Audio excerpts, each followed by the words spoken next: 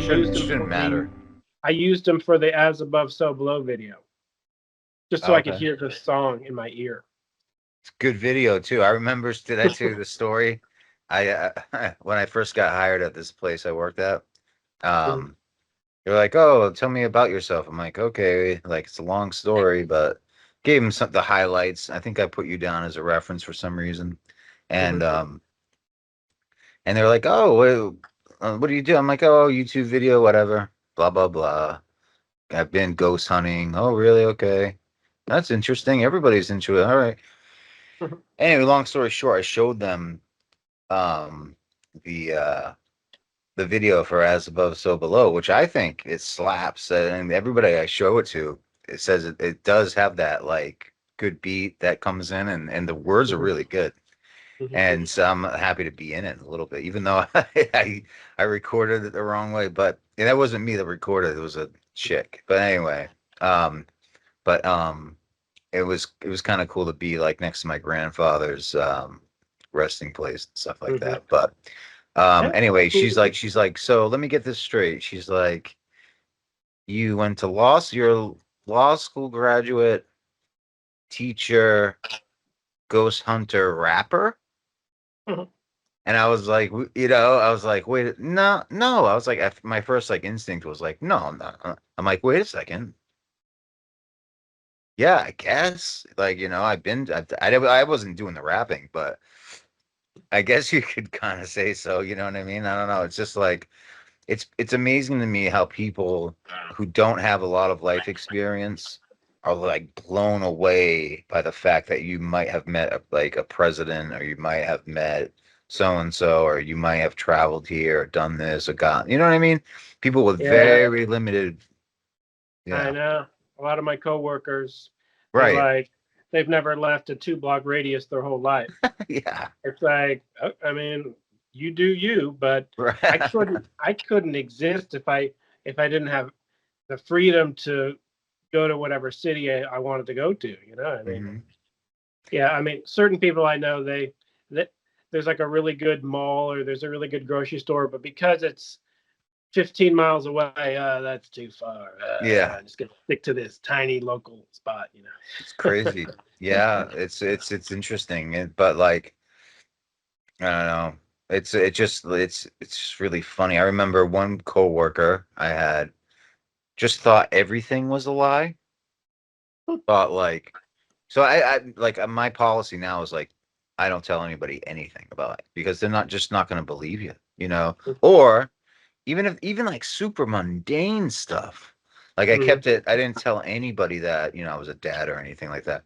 And I usually don't even bring it up unless it has to be brought up. It's irrelevant. So, she found out and she was so surprised, and I was like, what, And but then she thought it was a lie for some reason. I was like, why would somebody like I don't even want to get into the psychology. And then it turns out like she was saying stuff behind my back, like, oh, Brandon thinks he's done everything. Brandon's done everything.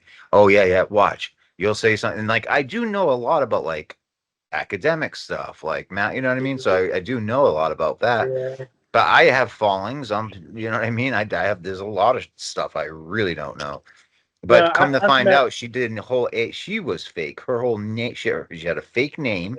Her first name was fake. Her last name was fake. Remember the AI country person I told you? She did that AI bot. It's a complete fake, false AI. It makes a little bit of money for her. Fake AI books, has a bunch of fake AI books that are based on like teen paranormal romance stuff. So it's funny. The people who say that stuff are usually like projecting it onto you. Like they're the fake Yeah, liars. I They're know. projecting it. You know what I mean? You see a lot of projectors, yeah. But I've noticed a lot of people think I lie about mundane stuff too. That's And true. then, if something exciting happens and I mention it, it's automatically a lie. But that must be because they lie so much that they assume everyone lies. I mean, Exactly. for example, I mentioned vaguely how I might be in an Amazon documentary, and they're like, "Oh, when is it out? When is it out? Next weekend? Next week?" And I'm like, Exactly. "Well, I mean, the guy's been working on it for 2 years, so chances are, no, it's not out next week." And it's literally been 2 years since maybe it's been a year, maybe it's been a year and a half since I've been in it, right? Yeah. And he hasn't released it yet because I don't think he had the Who is John Titor conclusion wrapped up. See, he's a cool guy and he's a nice guy. He invited me actually to one or maybe even two other documentaries, but he never followed up. And it's just he lives in Canada and I'm in California, so I think it might have just been that. But so I wasn't sure if he would invite me because he kept saying, "Oh, we just need funding." So he's a professional documentarian. He has made many documentaries, mostly about time travel of all things. I think he's just a big fan of time travel. And I'm a fan of time travel, so we have that in common. We're both Back to the Future fans. We're both, John Titor fans to an extent. He researched it probably long after I did, and so he's been following it through seeing that I was one of the foremost experts on the subject. It's nothing to brag about, right? John Titor isn't too tough to be an expert on. You read all about it. You figure out who are the players. You figure out the history, and anyone can really be an expert on it. Yeah. But I feel like I'm a little bit of an expert just from watching your videos. I'm like a little seriously. Some people I've gotten people coming to me asking like, can you like Sean David Morton, for example, who has whatever you think about him. But anyway, he wanted you to come on his show, but I was like, oh, because it was the day of or the week of the smoking gun video, and I came on his show on Revolution Radio. They told me about it. I remember that. Yep, and this was years ago, obviously, but but yeah, I went on and like tried to explain what you would say, kind of, but I probably fumbled a little things. But I was like, I was like, and he knew all about John Titor. He knew the whole history about like, because I think Sean like was on Coast to Coast a few times and like really paid attention to Art Bell, was really in with those guys and was on that alien autopsy VHS tape and all that, which is a hoax, of course, but I was on, I did, like, people took a very keen interest in your video. Yeah, and the Ghost Hunter guy, the guy who co-founded Ghost Hunters. Yep. The original ghost hunting show before Ghost Adventures existed. Ghost Hunter. Okay. The one that was spoofed by South Park. Yep. That guy, the bald one. I mean, I can't remember his name. Okay, I get him. There's a couple bald ones too. No, Aaron, right? The people who started Ghost Hunters are plumbers. Two plumbers that work together, and on the side they ghost hunted. And then they got a show, and obviously the show became bigger than their plumbing business. There's one with hair and one with no hair. I mean, that's how I know them, And they kind of split up and did their own thing. And now the two guys are like, I think they have their own shows, or they're trying to do it's similar to the Ghost Adventures guys. There's two Ghost Adventures guys. They split up. But the bald one, he liked my smoking gun video so much that he invited me on his radio show. It's just an internet radio show. It wasn't on actual radio. It was on the internet. Okay. And it's basically a podcast. Right. And he just called it a radio show. Yeah. And he invited me on. And I assumed he knew about John Titor. But he didn't know anything about John Titor at all. Oh, wow. Really? So maybe my video is one of the first videos he ever heard about it. So he did research, but he did research kind of like someone who's never heard of it, doesn't even know who John Titor is, doesn't know anything. Like a journalist would, yeah. So he somehow got a hold of John Titor too, the total fake guy that has nothing to do with John Titor at all. See, John Titor started in 1998, I believe, with a fax to Art Bell, and then the Post started in the year 2000 and ended in the year 2001. So it was a person in Florida typing, "I'm a time traveler from 2036," and then we're talking 20 years later. I mean, maybe it was like 17 years later, many years later, a good 17 years later, some dude comes along who's an old man. He's like, John Titor. That's right. I'm John Titor too. That's the equivalent of me. I don't know. I mean, I can't even think of an equivalent. I know. It's almost like me hearing about the Slender Man meme and saying, I'm Slender Man too. And I put out a book, Slender Man 2. No. And I literally have nothing to do with nothing. I'm just grabbing a meme and putting 2 on the end of it. Do you recall the His video? connection to John Titor is 0.0%. He's so far disassociated from the John Titor story, it's a joke. Yet, the Ghost Hunters guy canceled me from his radio show like 1 minute before I was supposed to be on. What? Because he saw me in the chat of his radio show.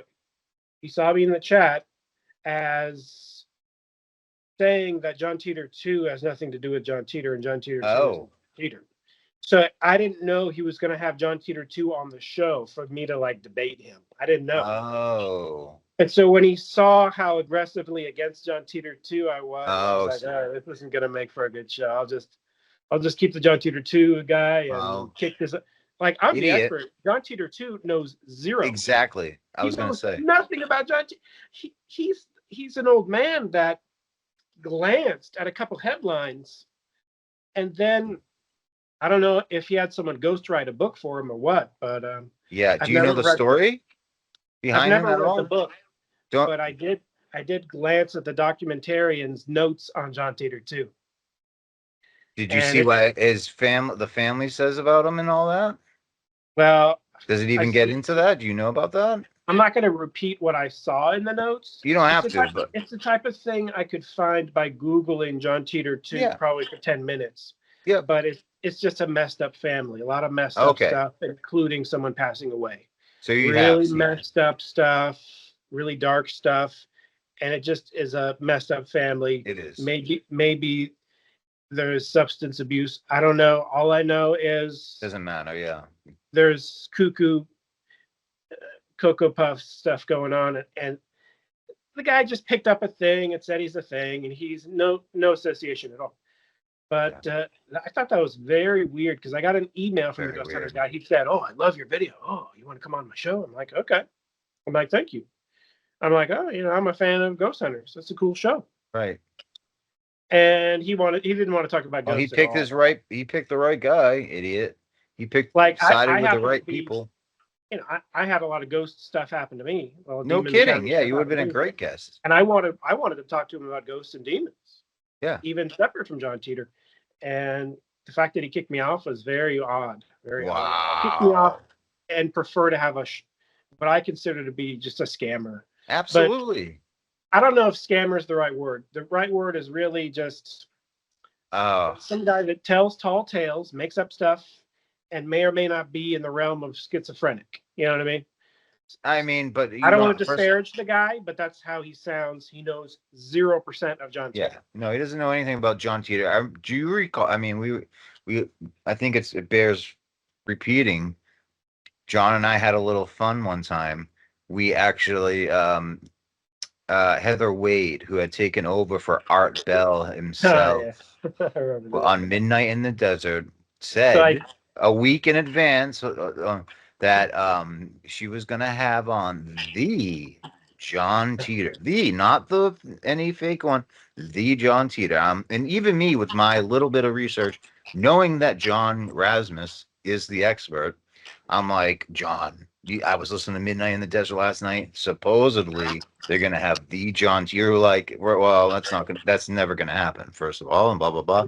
I'm like, we got to be on. So he was the only, not even you, it wasn't even just due to us. It was the audience who really actually like wanted to at least hear like a coherent person. That news, he was talking about like things that John Titor never even discussed. He knew nothing about the John Titor mythos or anything like that. And so they kicked him off. Basically, people called in and was like, get this guy off, get this guy off. John called in as Brandon. And then I called in after because I was on hold. I called, and there was a chat room, and people were just eating him alive in the chat, and he was awful.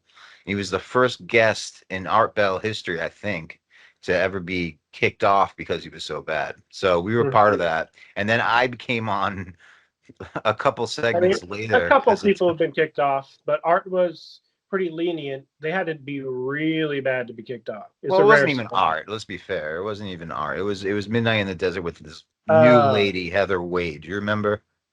yeah, so I did technically talk with John Titor too. I asked John Oh, Titor too. I said, "Hey, do you have the time machine box?" right.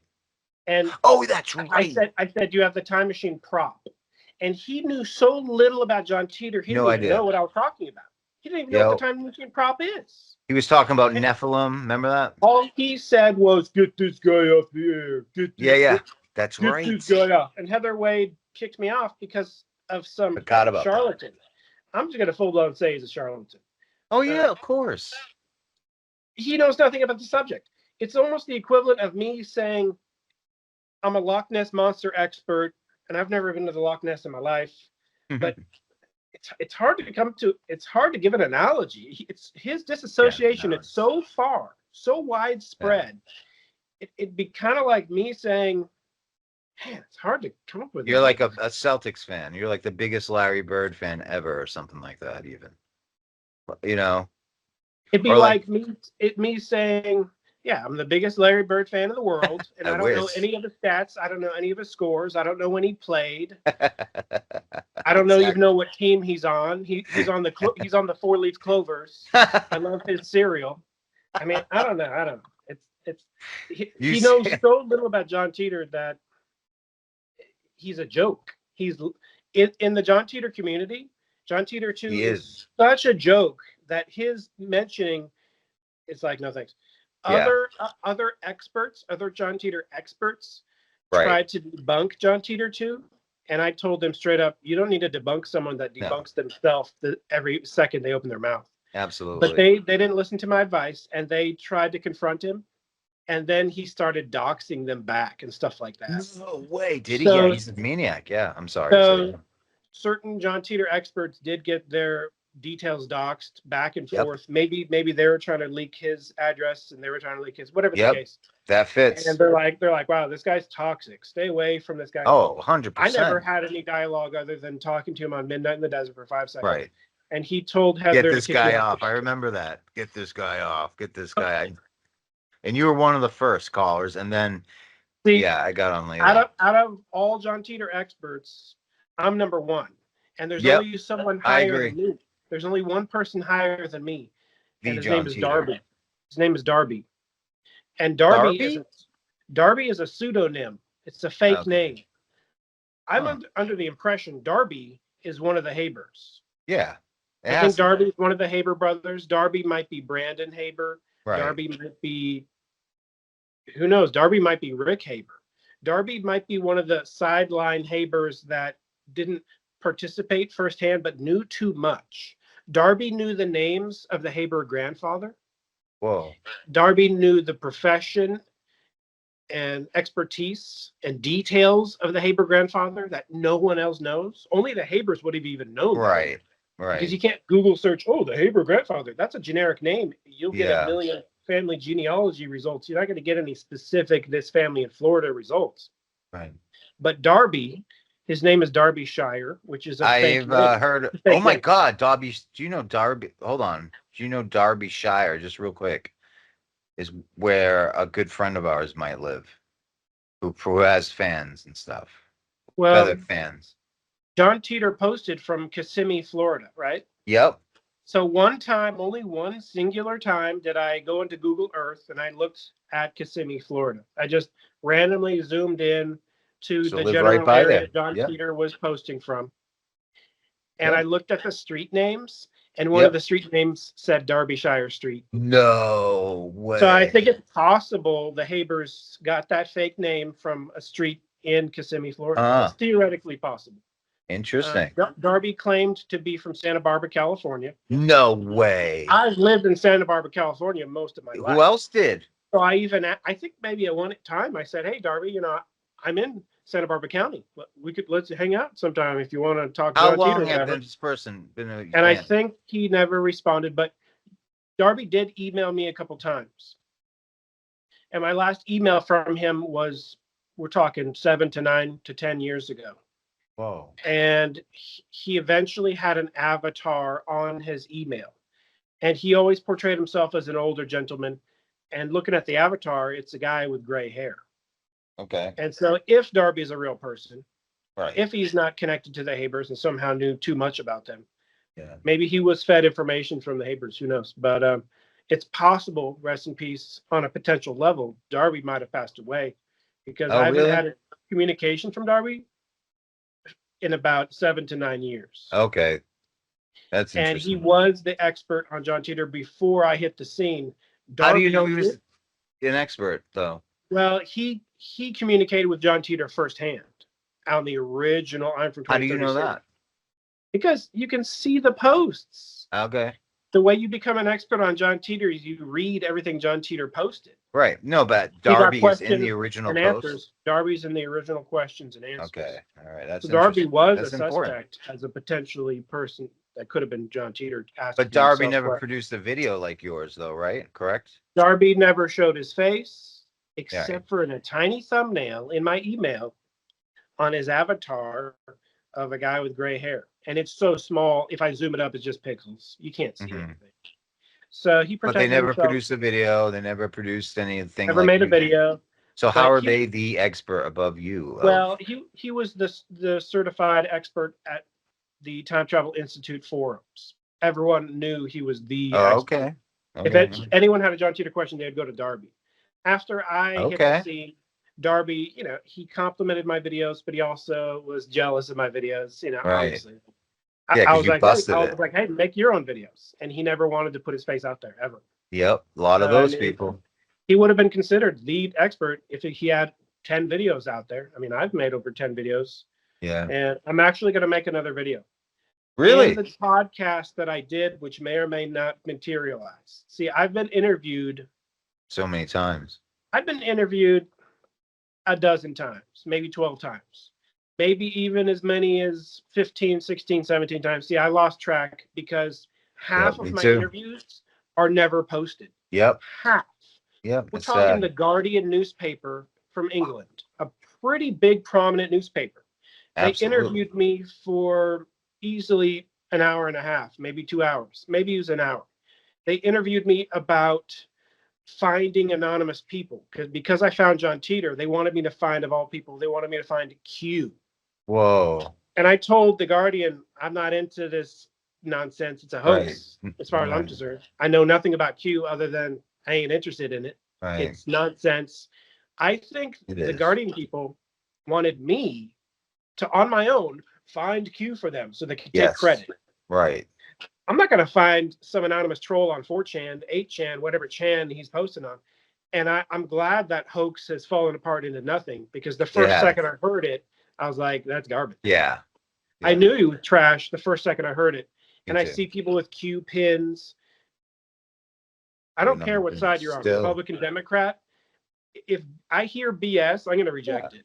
Absolutely. You know what I mean? I knew it too. And it's sad because there were so many of my friends that, well, not really good friends, but like colleagues, kind of whatever, that were so followed it like a religion. It became like a religion to them.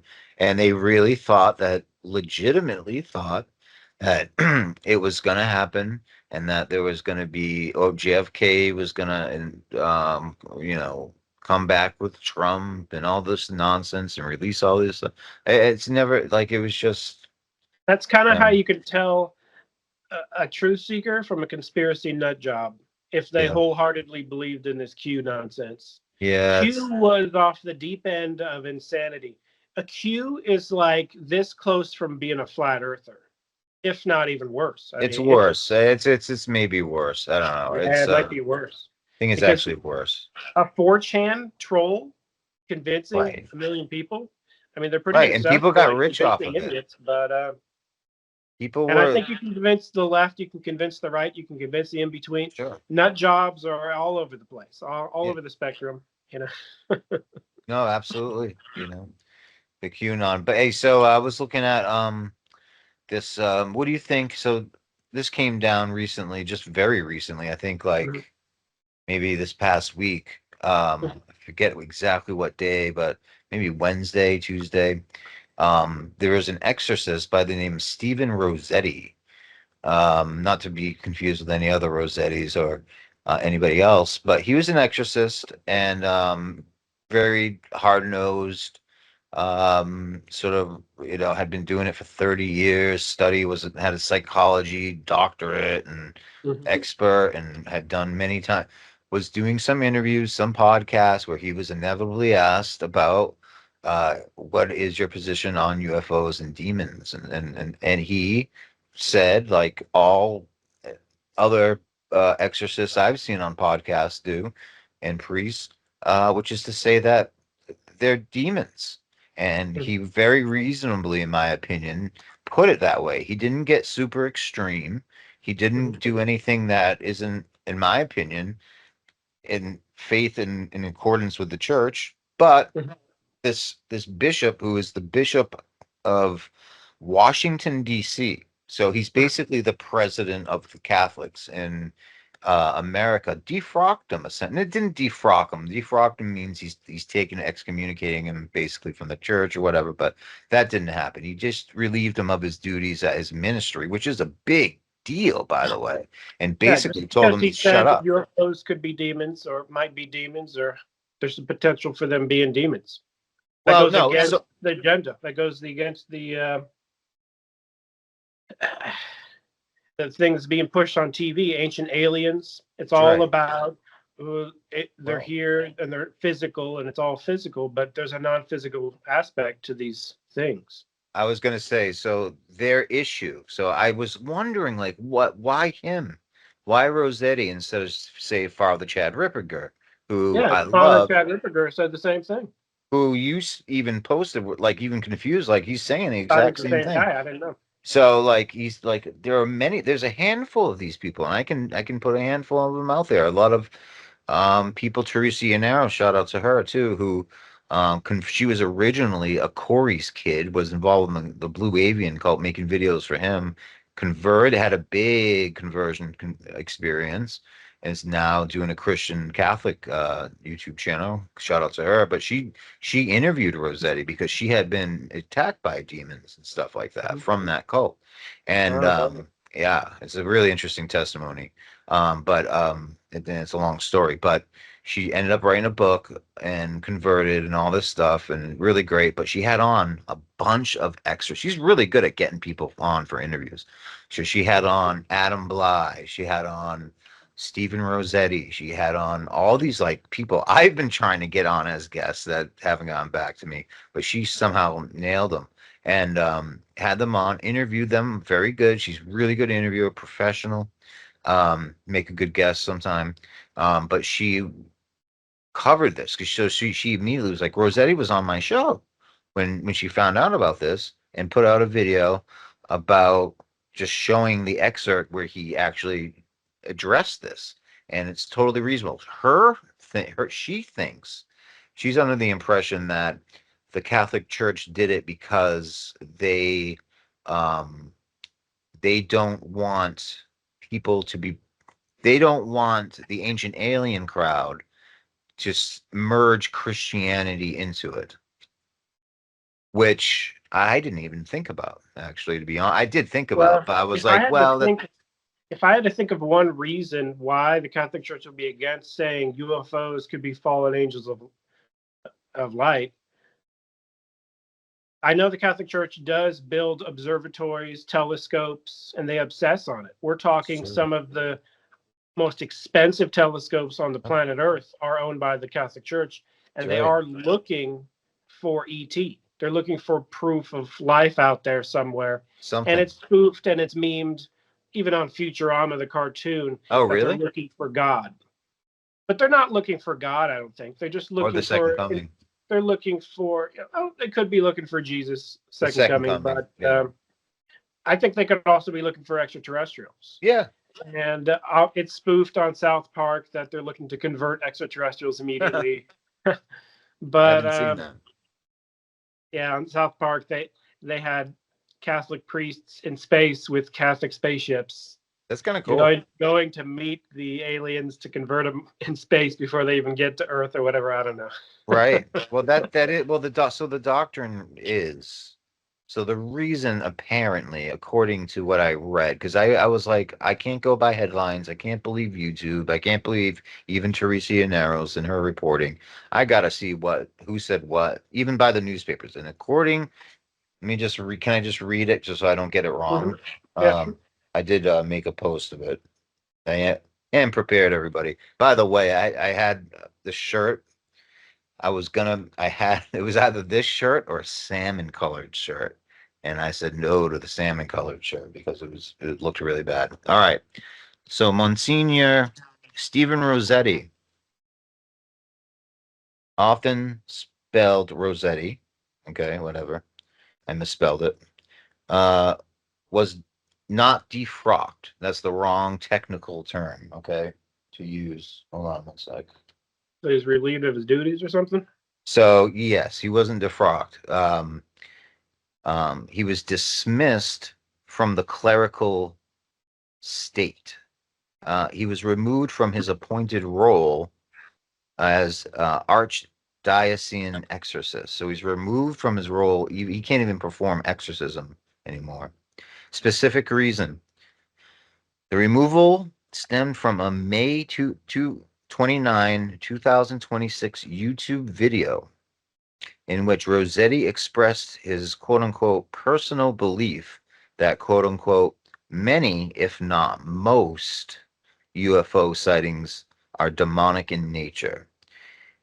He described these entities as capable of feats like extreme speed, beyond human capability. Cardinal Robert McElroy, Archbishop of Washington, stated that Rossetti's comments linking UFOs to demonic presence, um, along with the St. Michael Center for Spiritual Renewal, which Rossetti headed, um, recent use of social media, quote unquote, gravely undermines the church's very precise teaching on the devil, demons, and exorcism. So he's saying you're not right and you're way wrong, and you're going to get basically fired for it. Church teaching distinguishes between this is the important part that is like no one's going to even understand out there, but I haven't even seen in the paper or anybody cover. The church teaching distinguishes between natural order, which is the physical phenomenon of like creation of the world, potentially including extraterrestrial life. So everything in creation that God created, right? So it includes that, if it exists. We don't know yet, right? So, and the preternatural or spiritual order, demons as bodiless spirits. The concern appears to be that equating physical UFOs sightings directly with demons risks superstition or blurring these categories. Contrary to cautions against assuming unexplained aerial phenomenon are automatically supernatural without discernment. So he was saying, so basically they're saying that he was just immediately assuming that they were these aerial phenomenon were demons, I guess. I didn't get that sense from him at all. And at all from any of these, like I don't get that from him. I don't know. What's your take? Well, the only connection I can see to the Catholic Church and UFOs on any detailed level is unconfirmed. But remember David Grush, the Yeah. UFO whistleblower? Yeah, of David course. Grush did say that in World War II in Italy, that a UFO did crash, and Pope Pius XII back-channeled information to the United States, which ultimately took possession of the craft. So the Vatican denies such documentation existing, but Yeah. Grush said on a top secret level, the Pope during World War II did have some Wow. knowledge of a crashed UFO in Italy. So that's Interesting. interesting. I mean, it'd be nice to see these things as facts and not some dude said. I was just responding to somebody Right. on X who, people have their own opinions and they go all directions, and you can never assume that they're so dead set, because I gave them some reasonable responses and they softened their response. Mm-hmm. But I just said every single piece of information coming out on UFOs is trust me, bro. Oh, I was in a meeting and so said. Oh, I was Hearsay. in a meeting. I was in a meeting and some guy with a bunch of buttons on his chest said. That doesn't mean jack crap to me personally. He can have 1,000. He can have the North Korean 20 million medals on his chest, and it means jack crap nothing to me. I don't care if he's the head general for the past 50 years and he's 99 years old. I don't care. Yeah. See, when a human being flaps their lips, lies spill out on a human level. That's kind of the human condition. And so I understand people at work. I tell them I was in an Amazon documentary, and they're like, sure you were. But he said, she said, blah, blah, blah, blah, blah. I want to see the physical proof. Right. So I believe UFOs on a paranormal level. Let's say the Dr. Stephen Greer scammy level. Yeah. Dr. Stephen Greer, he has these workshops where he'll bilk, he'll get cash out of the pockets of his followers, probably thousands of dollars. Oh, you want to come to the workshop where I spend 10 cents lighting a campfire, and then I get your thousands of dollars, and then we're going to sit there, and my 10 cents was spent, yet I pocket all these thousands. Yeah. And we look up at the stars. You could look Something's up at the stars gonna by yourself. happen. You don't have to pay some dude thousands of dollars to look up at the stars at a campfire. That's what it is. Yeah. But it's a magic show. If you look up at the stars, you will see stuff, and sometimes it will be a satellite. Sometimes it maybe it'll even be an orb. Entities do manifest at some of these sessions, and it's always a vague orb far away. Yeah, and it's a phenomenon that's been seen millions of times. They call it, the night lantern in the sky, whatever. There's a million cases of the ghost orbs, and the second you get close to them, they turn off and they disappear, and it's not traffic lights. So you are going to see some paranormal lights in the night. It's not always going to be next to a graveyard. Spirits can roam and fly all over the place, and I do agree. If that priest said they can go fast speeds, they can fly, most definitely. Yeah. And Dr. Greer even has a photo of an alien. I don't know if it's real, but if it is real and it's just a vague blob, it looks like something straight out of Ghost Adventures, just a light anomaly. Right. So most definitely spirits, positive and negative.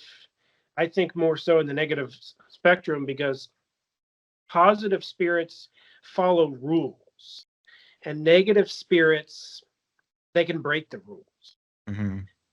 Even negative spirits have to follow the rules, though. Like God has a very orderly system in the universe. Like negative spirits, I suppose they could show up and say, hey, I'm a negative spirit. And I think in the ancient times, the devil did talk to Adam and Eve. Wow. Yeah. I think in ancient times, angels talked to Adam and Eve. Hi, I'm an angel. How's it going? And the devil showed up and said, hey, my name is Lou. How's it going? I'm not Lucifer, I'm Lou. You want to this and that here and there? So back in the ancient of days, that's true. Angels and even the devil manifested face to face with humans. Wow. And Adam and Eve, they heard God's voice. They're from the Garden of Eden. A lot of people say it's symbolic, but I see it on a more literal level. Yeah. I think they did worship God after they were kicked out of the Garden of Eden. Yep. And they're tempted to worship the devil, and they're like, no, thanks, we're good. Here's an angel said otherwise. And after thousands and thousands and thousands of years, I think the devil is like, you know what? My scams work better if I don't show my face. Right. My schemes work better if they don't know I even exist. Right. If I send my minions to talk in their ear invisibly, I think the scams and schemes work a lot better. Right. And he's right. I mean, if an angel shows up or a demon shows up, your faith is gonna, on them existing, shift, but it doesn't shift as much as you would think. I think major skeptics if they did see an angel, if they did see a demon, I think 1 month later they would have a Harry Houdini effect of, maybe I was drugged, maybe it was something in my brain chemistry, maybe it was some hallucination. I think the disbelievers, even 1 month later, after seeing an angel or demon, might convince themselves, rationalize themselves away, and disbelieving again. Because basically, Harry Houdini did get evidence that a medium did see his mother in a vision. Oh, right. And Arthur Conan Doyle said, not all seances are fake. I've been going to hundreds of seances on a religious level. Come with me to one. I know this medium who's legit. And the medium did see Harry Houdini's mom. And Harry Houdini said he didn't even have a photograph of his mom in his life. There was no photographs. All he remembered is what was in his head. Yeah, exactly. So Hearsay. the medium to a T described the mother and had a message. And whether the message is real or not, they legitimately described the mom, and no one knew what the mom looked like. I don't know if, maybe just he didn't have a photograph in existence, but that's common back in the day, I guess, Yeah. But Houdini did believe 1 or 2 days after, and then 1 or 2 months after, he didn't believe anymore. Because he was in a bubble and he surrounded himself by atheists. He surrounded himself by, everything's a gimmick, everything's a scam and a scheme. Yeah. H.P. Lovecraft. Arthur Conan Doyle, he knew that some mediums are true, spirits do exist. It was his religion. He diehard believed in that. Yeah. I read a book, I'm still reading it because it's so like dense in a way. But it starts off as it's called Fantasies, or no, Fantasies, it's pronounced Fantasies, by George MacDonald. He was writing in like 1893 England. And it is incredible. Like the way it describes it, even like just reading it tries to put you in like a trance. This is pre like Alice in Wonderland and everything. It like totally tries to like put you in a trance. And if you put it on while like as an audiobook, which I did for this week, it just puts you in, that twilight period where you like when you wake up and then you're about to fall asleep again too, and it's kind of you're still dreaming, you're kind of still in the dream. He describes that like perfectly. But anyway, I don't think people realize like how big, and still to this day, how big, but definitely back in Victorian times, how big spiritualism was, and especially in the UK, especially post World War One, where like all these people were grieving and suffering from post war casualties of their sons and husbands and stuff like that. So they really wanted to get in touch with them, and so these various orders sprang up in seances, and I think Houdini and Lovecraft were in the end more on the side of these are hoaxes, mostly hoaxes, than that they're legitimate. But some professional hoaxers did pretty much take over the media, the seance thing as a full-time gig, and they did scam, and a lot of them considered themselves actresses. And I have a book that I didn't know was a fake medium. So I read part of the book, and then I realized, she admitted she wasn't a real medium. Really? An actress. And really? She was a pretty famous medium, I believe, in the late 1800s, early 1900s. And wow. She had like a coin minted as kind of like a business card. Huh. And I think that's a good idea. I think that's one of the reasons I've got the book, because I have one of the coins. Yeah. Huh. I can show it sometime, and it's cool. I collect different tokens. It's a token. Me too. And it was a thing back then to have your own token as kind of a business card. Yeah. So it's pretty cool. It's a pretty cool thing, but I guess it's cool that she was honest and admitted she's an actress, and the whole thing's not That's real. a good point. But back then, crazy. Even pre-radio times, they were limited on entertainment, and Some people went to seances to contact their loved ones. Some people went just for entertaining purposes. Right. And the royalty, but it went super high up from what what I read, is that like Queen Victoria herself and like the royalty, the courts from all over Europe, which are all related anyway, right? But all of them were way into it. And all of that, like, and if you trace it back, it goes back to like Mesmer, this guy Mesmer, where we get mesmerized, the word mesmerized from. He invented Like, mesmerism. right. And he was one of the founders of Spiritism, spiritualism. Yep. And that sounds like a generic term these days. But back then, spiritualism meant table turning entities moving stuff in a room, and you worship on a religious level, to the point where there are still spiritualist orders that worship the table turning entities. Yeah. Very scary stuff, because these table turning entities are freaking demons. Well, yeah, there's one video you did where I think you did a video on this topic. Correct me if I'm wrong, but you included an audio from the society. You can go to the society's webpage to this day and listen to an actual, what I think, and I think John too thinks, is a demon. And it's like, but it's not what you would expect. It's saying, these are my shoes. These are my shoes. But that is the mentality of a demon. That actually is a mentality. They would say that. It's surprised. It's in a vessel, and it's like, these are my shoes. These, you know what I'm saying? Like my feet are different because they're usually, you know. Sometimes it's a perfect impression of a famous man's voice, and then they'll say the medium was a woman, or vice versa. A famous voice of a famous woman, and the medium was a man, I guess. Yeah, Blavatsky, but it's their way of proving that it's not really the medium's actual voice. It's some type of witchcraft stuff is going on. And one of the weird things about that group is they don't allow lights. It's in a pitch black room. Oh, really? And all recordings are by them, and no video, only their audio. Interesting, but still. And I think one of the legit things is they didn't charge money. You had to book in advance to get in there, and it sells out fast.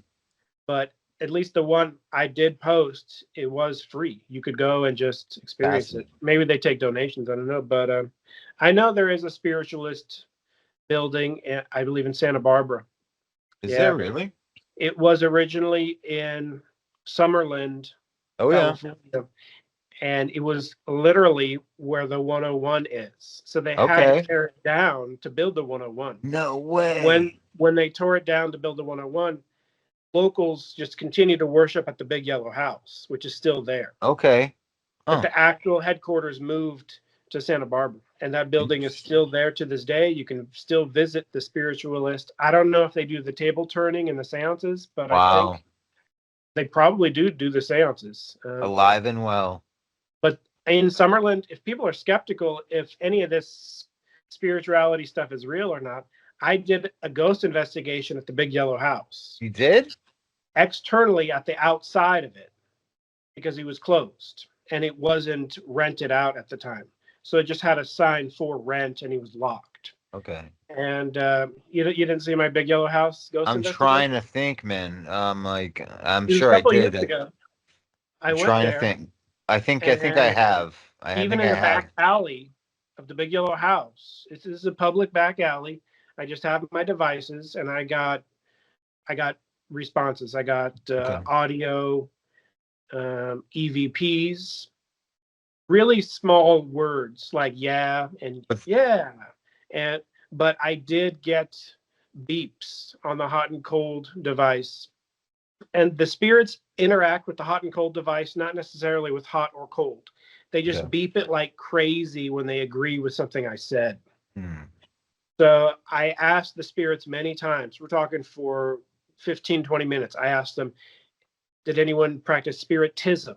Spiritism. And I got nothing. And then before I left, I said, does anyone practice spiritualism? And the device went crazy and beeped off the charts, because at that specific location, they didn't call it spiritism. They call it spiritualism. Right. And I didn't know that. but I got confirmation of that from a spirit directly. And I did see, I just put the device. See, the reason I was hanging out in the alley is because it's closest to the haunted room, and I couldn't get in the building. So I'm just physically close to the haunted room, which is like a haunted basement back room. And supposedly some little kid's ghost lives there. And it freaks people out that went to the restaurant when it used to be a restaurant. Like the employees had stories about, oh, they don't want to go down there, it's haunted. And there's different stories, like people were in the top floor of that restaurant, maybe closing up, people who worked there. And this was probably in the 80s or 90s. And I think it was the 90s.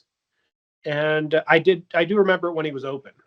We drove past it, but we never stopped.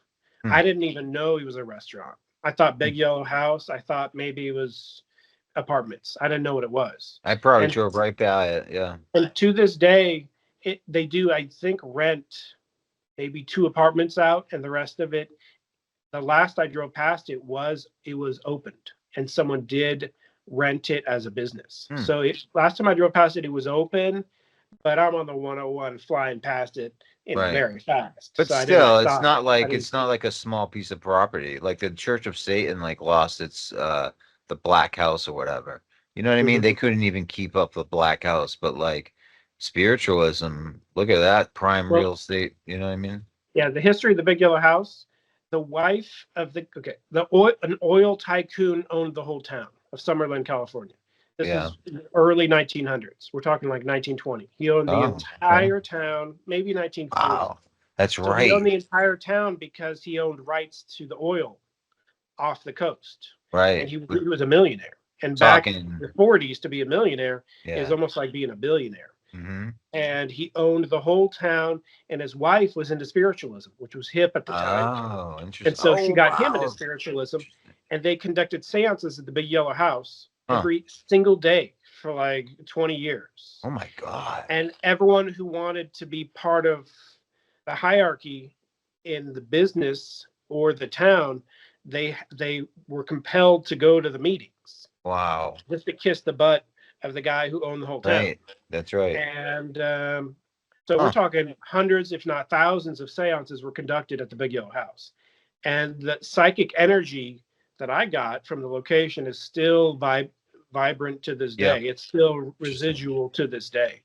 And I did get some EVPs and some extreme responses. And one of the weird things is I zoomed in on my camera, just on my device. I just zoomed in on a level of, here I'm zooming in to get the numbers to show you the temperature changes, whatever. Okay.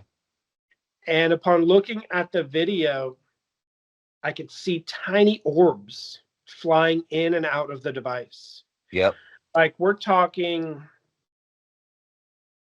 tiny fruit fly sized orbs. Dust. And they're not bugs. They were not insects. Not dust. They were pure white orbs. Right. Different. And I was in the light enough where I would have noticed a tiny white bug. It's not a bug. Yeah. It was actually an orb going inside of the device and going outside of the device. So there's something weird concerning spirits. They're usually invisible, but when they do manifest, an orb. Anomaly of light is how they do manifest. But it's strange that sometimes they manifest as an orb on such a small level. They're in a different dimension. They're in a different dimension, so we see them in a weird context, in a weird way. We only see 0.1% of their manifestation. But so like it took me, I just wanted to say, it took me so long. I think you helped me actually with this personally, like, because I trust you and your videos are actually really good, and you slow them down and you zoom in, like you said, on the actual orbs and like things. And then actually having experienced it and then realizing all the things that it took me, you don't realize it because you just said they're so small. So how could something so small be the manifestation of it, like a spiritual energy or something like that? Okay, but it does. And like I realize that.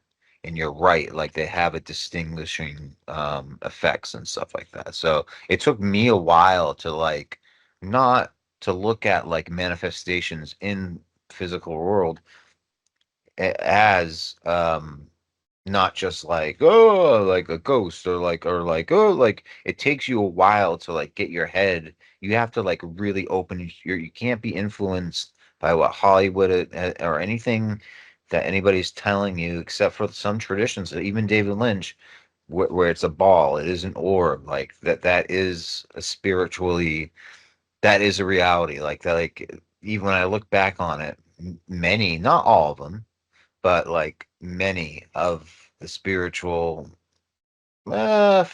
thing of experiences I've had um, were different shapes and sizes of orbs, and very fairly recently I've been paying attention to if they do manifest, which is rare, Mhm. but they do manifest as little tiny orbs, Yeah, I and make it's videos in my not car. dust. It's I make not videos in dust, my car sometimes, and I see the orbs after the fact, right? right? Flying around me. And sure, on a theoretical level, I'm open to the possibility some of them are light refracted pieces of dust. Sure, that's a Right? possibility. Sure. But so I knew that these weird orbs fly around me when I'm making videos, and I see them in other people's videos all the time. And Hmm. sure, it could be light refracted dust. It could Hmm. just be light particle. It could be particles of whatever being reflected in the camera. Sure, Hmm. it is possible, all those things. But when it makes just certain directional moves, Right. it seems intelligent.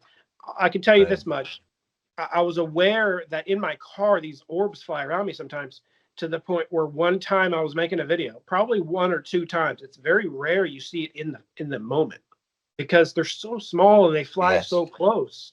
Right. But one or two times I was talking about like Roger Morneau or something.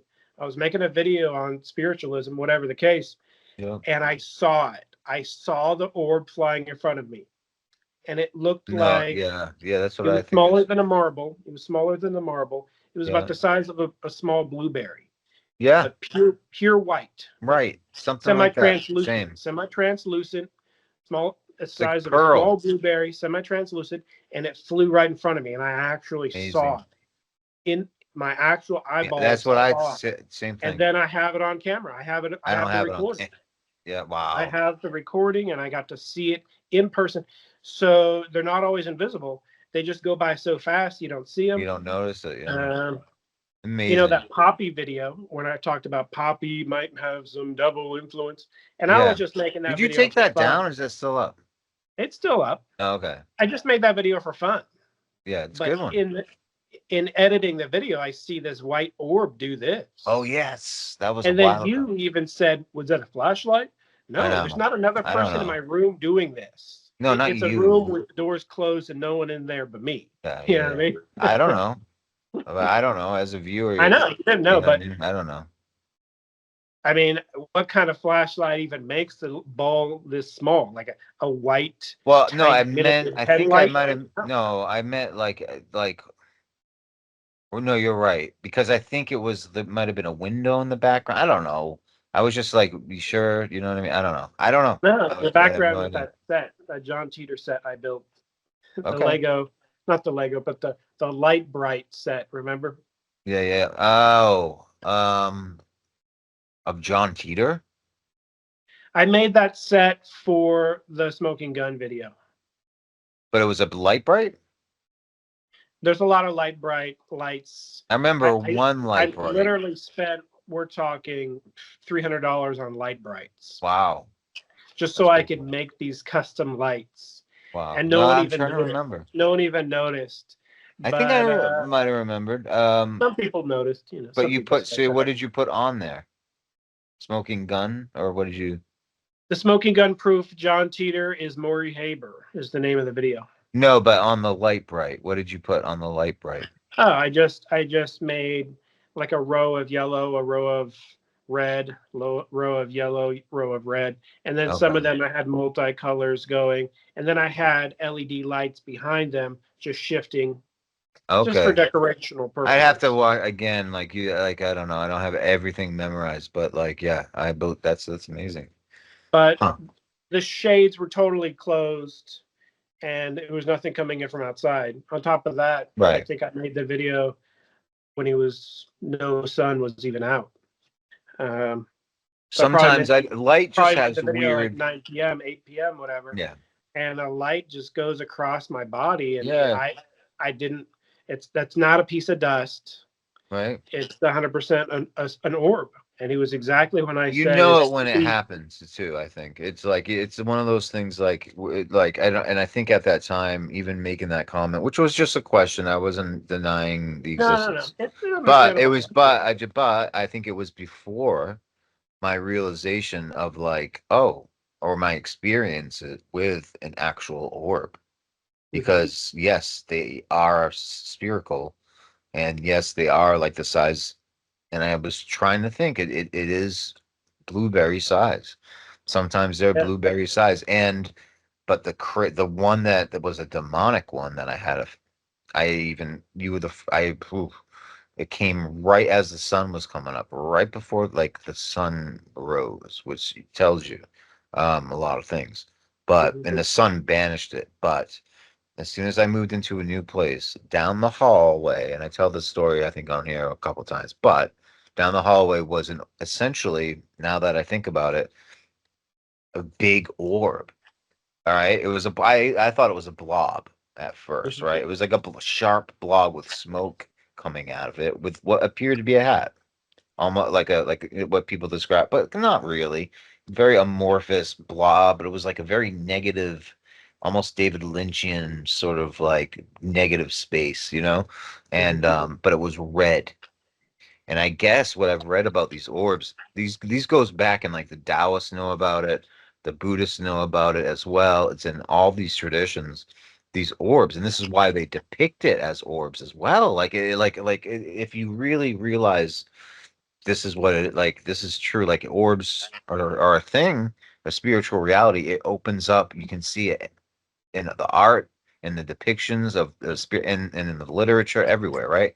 So anyway, this thing was just a big orb, essentially, in my opinion. And I think it, like, the bigger the orb, obviously, I saw a video too. I saw somebody was talking about, I think it was an exorcist, and it might have been Rossetti or it might have been Father Chad Ripperger, where he said that these orbs are basically looking for places to be. So they're looking for domiciles. So there's orbs flying, and we don't see them, but there's made potentially billions, I guess, all around, flying around. Oh no, this was this was on a very like occult podcast. I forget exactly one. If I knew it, I'd shout it out. Maybe it's Rune Soup, maybe it was Glitch Bottle at podcast. I don't know. Maybe I forget which one it was. But this was coming from like not a Satanist or something like that, but it was like Was it in on that. the Broom Hustle and Bustle podcast? I think. I don't know that one. I think Jordan's on that one. But no, but I don't know which. Don't remember which one. But that this person and the other person were talking about orbs like it was like second. It was obvious. Like this was in the literature. This was in the, and this person was saying that basically, and it was a woman actually, I think, that around your house. Why did they were asked? The issue was why do orbs manifest in houses so much? And she said that there's orbs going around your street all the time, energy orbs of different sizes, shapes, and colors, but you don't see it. And that sometimes they're looking for a place to be. And if it's open, it will take it. So that's why that explains like buildings being possessed by orbs, and taking on the energy of these Yeah, of I believe things. abandoned buildings Yes, it are occupied by spirits. explains that too. Why? So Why? Because even though they're non-physical beings, they have some obsession with being housed and having a roof. right. I don't know why, but that is just their nature. Like, Yep. humans have a house. I want a house too. Humans have a Maybe. plot of land. I want a plot of land too. Yes. They just kind of want to exist. And I understand in this great universe, they want to have their own place. And maybe they don't have a place and they want to find a place. Just make sure they don't take over your place. Sometimes you got to be dominant. Right. Sometimes you got to put your foot down on a spiritual level. I've literally kicked out negative entities out of my room. Yeah, and you they have to made take themselves dominion. abundantly clear. Now, Yeah. I didn't, some of them, I didn't call for them, but even doing one ghost experiment is summoning them. So don't Yes. ghost investigate in your own house. Yeah, absolutely. Unless it is on a level of trying to kick them out. And I don't recommend using burning sage, because burning sage, me either. if you look at it on an ancient biblical level, whether you believe in the Bible or not, Yep. and this goes into other religions. It goes into Buddhism. It goes into many other religions. Spirits in general love incense. Oh, I was going to. And burned sage Yes. is basically just an incense. Now, maybe some spirits don't like the smell of that, but I think a lot of spirits do like the smell of burned sage. Burned sage smells pretty good compared to, let's say, some burned garbage. They're going to love burned sage. And I did read a book called Mysteries and Magic in Tibet, I believe it was. And in that book, the author says that spirits, you know about the hungry spirits in Buddhism. They're always hungry. Well, there are spirits who show up when you present food. It's a very Buddhist thing. So have a bowl of rice. Yes. Have a bowl of rice, and they can't eat the rice, but they can smell it. Right. And it's more respectful to give rice with meat on top. Drink, or meat in it. So if it's just plain rice, it's kind of a cheap offering. But if it's a good hearty meal with actual meat in there, they can smell it. And spirits can smell. They can't eat physically anything, but they can smell, and smelling is their version of the closest thing to eating a physical thing is smelling incense, smelling food. But really, they're almost not allowed to smell food unless it's offered to them. Interesting. I can't share any private details, but you don't have to. I can say that I did have a family member that was Buddhist, and they gave offerings to whenever someone died. You know, they had a little. It wasn't huge. We're talking the smallest table in the house with the smallest candles in the house, and maybe their picture, and next to it was an offering of just a plate. And they would burn ceremonial Chinese money, which is fake money. It's not real. It's money meant to be burned to go to heaven. You know, heaven money. I've seen this. They make that stuff, you know, and they would do stuff like that, and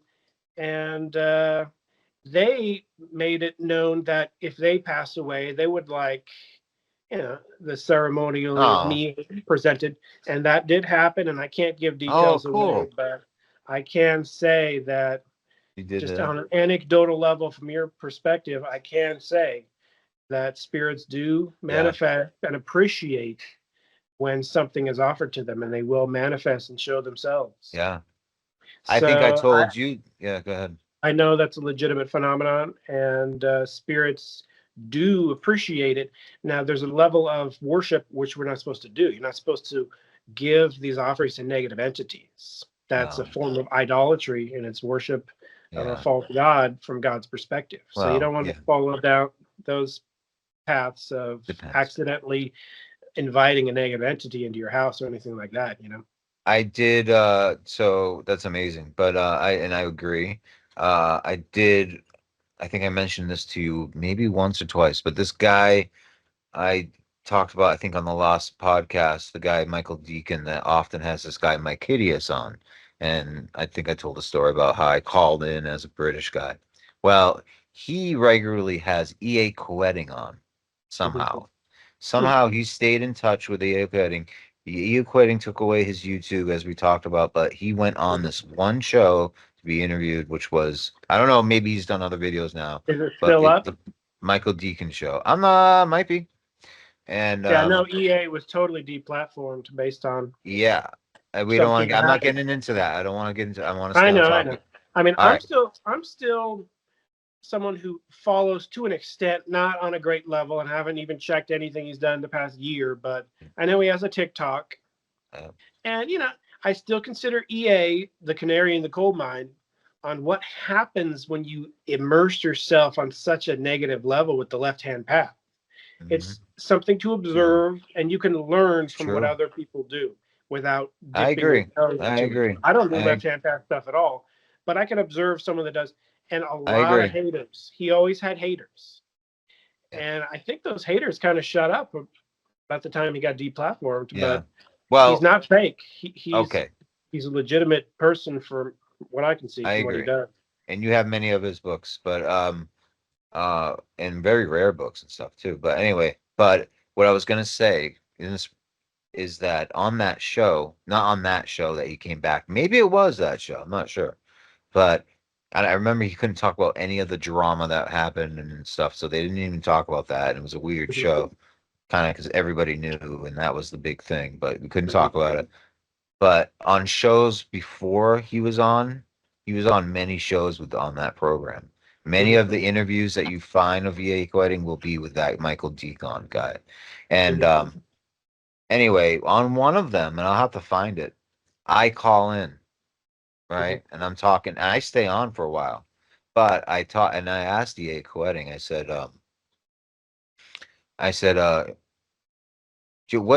tell me more about something like, you said that spirits, or you one time you were smoking a cigarette, and the spirit said, "What, you have that noxious aroma?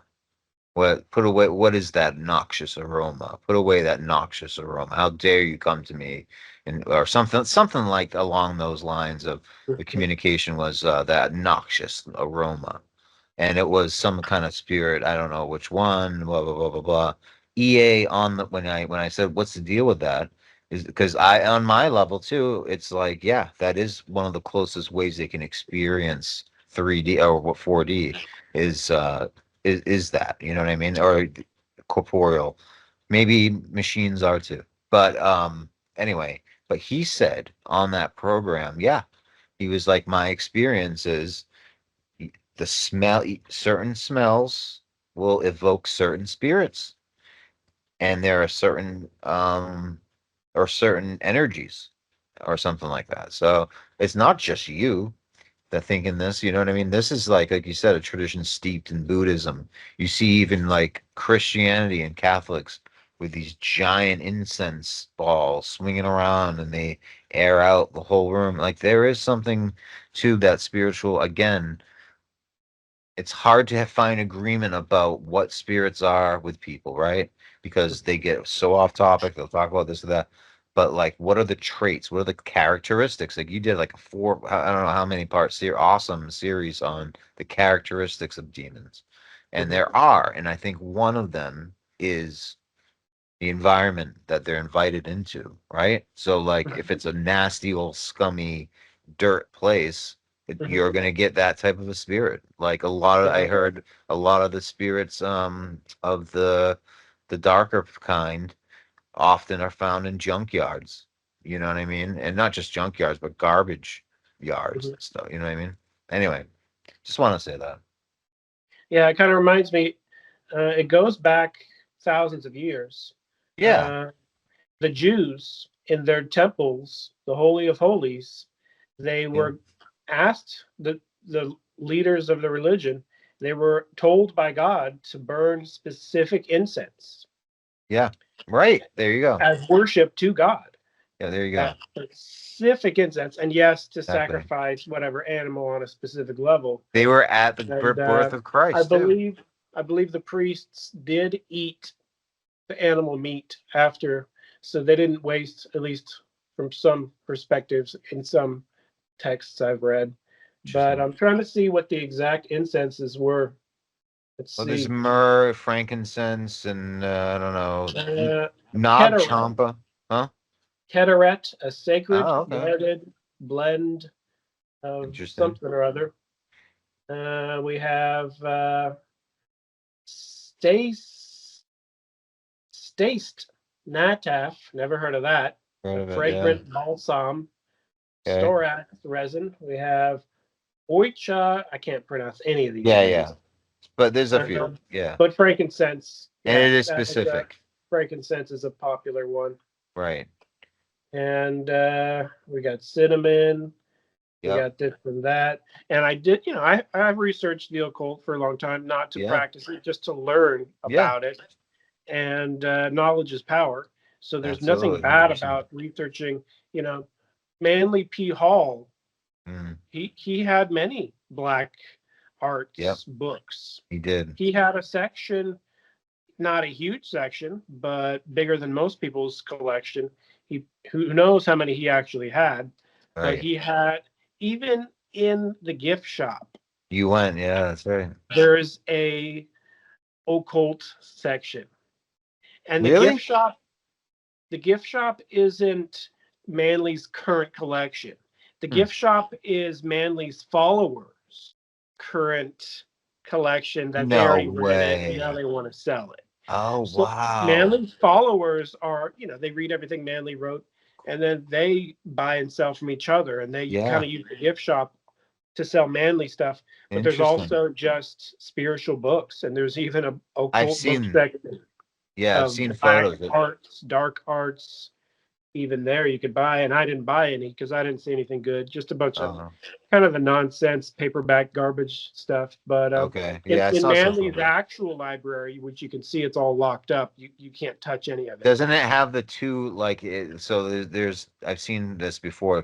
My person I know had a radio show too, and was in that Freeman Fly was his name. Anyway, he went there to the research center, philosophical research center in Silver Lake, around that area of LA. And there's supposedly two, these this beautifully engraved, did you see this wooden door? What is it? It's like a wooden door, and on one side there's like a pope, and on the other side it's a fish person. No, on the one side it's a fish. Yeah, there's one side is the male and the female, and they're both. He says his theory is that one of them is the Queen of England, or what royalty represents, that power, and the other side is the papal power, and they are the two. It's interesting. I don't know, but I did see a bust of Blavatsky. Oh, right. I didn't like that because Blavatsky, she's a left-hand path person. Now she's dead. Right. But when she was alive, she was 100% left-hand path. How? Blavatsky was secretly a Luciferian. You didn't know that? Oh, really? No, I did not. I know she wrote a book called The Luciferian Agenda or something like that. Blavatsky claimed to have a piece of Lucifer's crown or something. Oh, really? Yeah. Now, she said he was Moldavite. Oh, wow. Which you have. Blavatsky had a newsletter, and she had a lot of pro-Luciferian writings. Okay, I didn't know this. And she had conversations, which are well documented, where she spoke highly of Lucifer. I know she had some books on it, and yeah, I did know that. But like you said, you can write about it and not. You can write about it, right? Well, aside from her perspective on Lucifer, she invented. Didn't she invent Theosophy? Yeah, kind of. Well, I don't think she invented it, but she was she invented it. One of the founders. One of the founders. And, she created some false history of Earth, which has been totally debunked as totally false. Yet she claimed she got all that information from a spirit. I agree. And the information is totally false. I agree. Reading it, it sounds like a spirit making up some sci-fi, but not sci-fi I haven't read alien level, sci-fi on a different level. Okay. It's whatever it is. I think she claimed it was automatic writing. She got it or something to that effect. All right. And it's just anti-Jesus. So he just had her, and is it? Well, yeah, I've heard that too. Yeah, it's very anti-Jesus. That's the thing. Yeah. That is the giveaway for me. Like Manly P. Hall, even people who are in secret societies, like Freemasons, that aren't exactly a Christian. All right, let's be fair. They might worship. Some of them might worship Lucifer too, but at least they have a respect and honor for Christ. and they'll say like he was he's one of the great ascended or one of the great spiritual like they don't badmouth him, or they don't like if like zero in on them and like go out of their way to like really like just like, you know what I mean, mock. Yeah, I like Manly P. Hall. He was Yeah, pro right. Christ. But the Absolutely. problem with Manly P. Hall, and I like him a lot. I went to his museum. I went to his library. I'm a fan. I have a couple copies of his books. What I don't like about Manly is he believed everything. Right. There's nothing he didn't believe except for Crowley. It's a good So point. at Oh, least he didn't really? like Crowley. He At least knew about Crowley? How did you know that? Manly P. Hall famously said, "I can't stand Crowley. I don't like anything No about the way. guy. I didn't know I that. don't like Crowley. Nothing. Can't stand him. Don't like the dude." I didn't know that. Now that's my words, not his. He Yeah, I said it don't a think lot he more said dude. eloquently, Right. but no, he Huh. famously disliked Crowley to an extreme degree. Oh, that's awesome. That makes me like So him even Manley more. did research the I dark don't arts. like Crowley. I don't think he practiced them, but in some of his speeches, Yeah. it sounds like he might have practiced some of them, like the rites It's of initiation, yeah. stuff like that. But Isn't it insane how many people actually love Crowley? Like, and how influential he has yeah, been to certain people? The Beatles Right. love Crowley. Even the Beatles, right? So Like, the Crowley is definitely a rock star in the occult, most yeah, definitely. But I see Crowley as just do what thou wilt, my exactly. will, not God's will. He's just a Exactly. selfish person his whole life. Exactly. So Yeah, if you want to amen. follow the Yeah, left-hand path of selfishness, exactly. you're going to be a fan of Crowley if you love That's that it. perspective. I'm not left-hand path. I'm not the path Yeah, of selfishness. The path of selflessness is the that's path right. of Christ. Amen. Wow, well said. Very good. I agree. But I see Manly P. Hall as someone that he was obviously knowledgeable, uh, and he researched to his end of days, uh, but Amazing. um, but he couldn't distinguish and differentiate, I think, as well as some Yes, people. I think you're right. You know the religion Baha'i, and I don't want to say anything bad Yes, the about Baha'i Baha'i, faith. but the A little Baha'i, bit. Muslim, Baha'i, the right? Or small amount of Baha'i I know of, which I is think I very small. know. I only met one Baha'i guy in my life. All right, Uh-huh. but Baha'i believe everything. They Okay. believe the Bible. They believe the Quran. They believe the Torah. They believe everything. Okay. They believe Scientology. They'll Okay. believe in ufology. All right, that's They'll a bit of a believe jump. they'll believe Billy Meyer. They'll Okay. believe the Heaven's Gate guy. Oh, right. They'll, That's how I they'll do know them, believe I think. A little Hinduism. bit. They'll believe spiritualism, spiritism, Dude, occultism, the left hand path, the right hand path. They believe wow. everything. That's And so bad. if you believe in everything, you actually believe nothing. You believe in nothing. Exactly. Because Yeah. believing in everything is believing in nothing. That's If everyone exactly is a right. superstar, no one's a Then superstar. nothing. If Exactly. everyone is an angel, no one's an No angel. one is. That's If exactly right. everyone's perfect, perfect doesn't exist because Exactly. everyone is just Well, that. yeah. It's just a. If everyone's bad, then bad doesn't exist. It's just being. Then no one's bad. Yeah, There has to exactly. be Yeah. two sides. There has to be a right and a wrong. If Yeah. Baha'i believe in right and wrong, then they believe in nothing. Yep. That's just how math works. It's a mathematical You're equation. exactly right. And I think that no, you're exactly right. And like you don't even know it, but that was Tolkien's problem. Remember, I love J.R. Tolkien, starting a kind of a channel adjacent to it. But find me on Tolkien studies. But and it's a big interest of mine. I might do a chapter of a book or an essay on him at some point too, working on it. But he took issue with C.S. Lewis on that because C.S. Lewis was guilty sometimes, not in the way of Blavatsky or anyone like close to that, but of what was called syncretism, which is basically, and I fell prey to it too because it's very tempting because these people come along and they say, look, can't you see the commonalities in all religions? Can't you see the lowest common denominator, and that we all share this universal story and spiritual path, and like, Christ is just part of that path. He's in there too, right? But like everything is part, and it is that.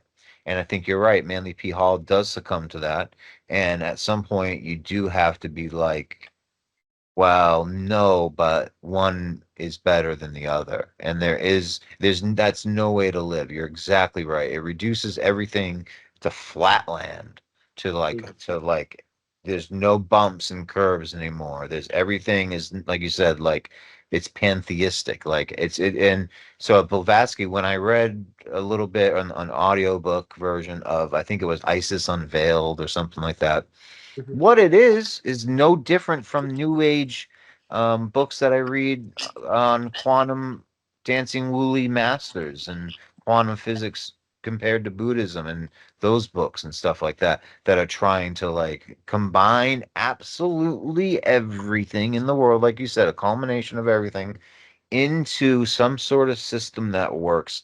But the danger in doing that, as Tolkien pointed out to C.S. Lewis, who did it even just a little bit. C.S. Lewis was just tiny bit Gnostic, right? But Tolkien would have said like the danger of that is like when you lower something to its actually even Lewis would say this, its lowest common denominator, you really debase the religion because you're reducing everything to its absolute lowest. When really you should be taking it at its highest. So anyway, that's my position on that. Sorry, I got a little revved up. Yeah, I mean, I don't like to push my religion on anyone. I'm not either. Yeah. I believe in Jesus Christ as being the top supreme, not God-like, but actually God. He has that title because he's one with the Father. You know what I mean? I agree. And, I am too. You either believe in that or you don't. Some people don't believe that, and I think it requires faith. So you got to have faith. But whenever I read a book, whenever I read a book, and the first 2 chapters it just trash talks Jesus, I already know where that book's going. Big sign. I see that in so many New Age books. That's the most common factor in New Age books is when they start bashing Jesus. Exactly. I'm like, okay, you want to take power away from the most powerful being? Well, it's not. It's like it's just what you got to do, but you're not going to get any special magic powers separate from the most powerful being. It's just people going out of their way, though, in books. And the thing is, I was researching this a little bit. I've been going back to, Sigmund Freud, the ego and the id and the superego and all that. And he reduced everything. He convinced like all of Western, he's still extremely influential today on all the arts. You know what I mean? Paintings like of the subconscious, all of a sudden, him and Jung became like this huge, and still is this huge phenomenon of like, the unconscious and this and that, right? Which is, of course, amazing and like great. However, you shouldn't define your life by it. And Freud reduced or make Freud a hero. He totally influenced thinking and radicalized it because he reduced everything to primal sexual erotic urges. And when you reduce God, like he was atheist, he was absolutely atheist. He wrote a book called Civilization, and it's discontents. It's a very small book, and I remember I got it, and I almost titled my master's thesis based on it. And anyway, but it was called Civilization and its Discontents, and he basically says, and it has not really rarely anything to do with psychology at all, has nothing to do with it, but he basically says we're on from the science says that we're on a planet that is one of a billion, we don't even trillion of a trillion galaxies traveling a trillion, so there's no meaning to life. Might as well do what so, but he just ends up, that's it. That's what we are. We're just relegated So basically, it's nihilism. It's the beginning of nihilism, and that Mm-hmm. thought poisons, absolutely poisons, the entire trajectory of people making decisions throughout all the entire world, even to this day. Mm-hmm. Filmmakers and like you can't deny they're the unconscious. There are truths of Freud. There are and Jung. I studied them in depth. Like even the people who studied them and the offshoots of them all the way up to this today. But they are not gods, and they they're limited, and they oh anyway. Well, I know spirits exist, and because I know spirits exist, I know there's an afterlife with a spirit universe that you go to. I have so many personal confirmations. We're talking thousands, but even breaking it down, a dozen punch you in the face over the top, a spirit saying, "Hey, I exist," and I can't share every one of them. But movies, you said filmmakers. I've seen two movies that bashed Jesus so bad that I had to turn it off. I had to turn them off. That's what I was thinking of. Is a There's one Freud? movie where this guy claims to be Jesus. Yeah. It's one of the worst movies I've ever seen in my life, What do personally. you? I'm not He gonna lie. claims to be Jesus. This guy Oh, claims Michael, like the Michael phenomenon or whatever with John Travolta.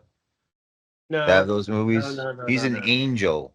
no, no. Okay. In the movie, this This. actor who is not famous, he's not a famous actor. I don't Okay. know his name.